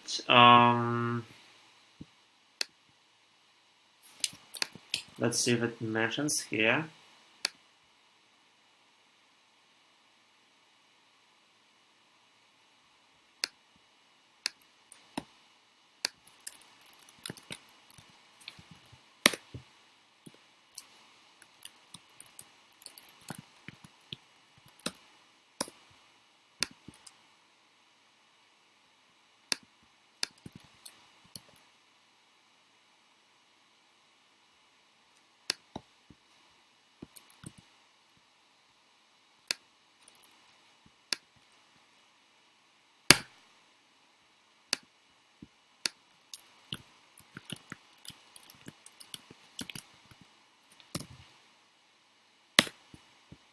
Let's mention.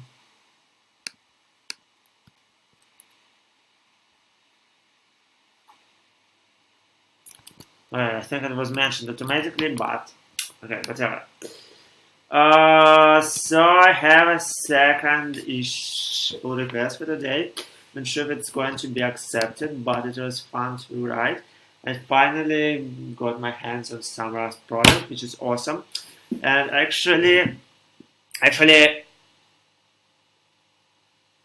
it's so the result is that I made 2 pull requests, which is better than I expected. It exceeded my expectation. I thought that I maybe will compile some piece of code and just get stuck. But it turned out that these issues are really good for beginners like me, and it's really awesome that Servo team has is very welcoming. So it was fun and challenging, but at the same time at the very right level for me. It was at the difficulty was right for me. So I'm really happy now. I guess I will do some more streams, some more Rust streams because they were for some reason popular on Twitch. So I'm in the stream now. I really appreciate all your help in the chat, and yeah, there was quite a bit of helpful messages in both chats, and I really appreciate that. It made it made me my life more easy. Oh, so yeah, thank you very much for watching. Thank you for support. I've been streaming for 4 hours, longer than I expected, but at the same time it was fun, and yeah, I made 2 pull requests. I don't think that both would be accepted right away, but it's a good point. It's a good starting point. So yeah, bye.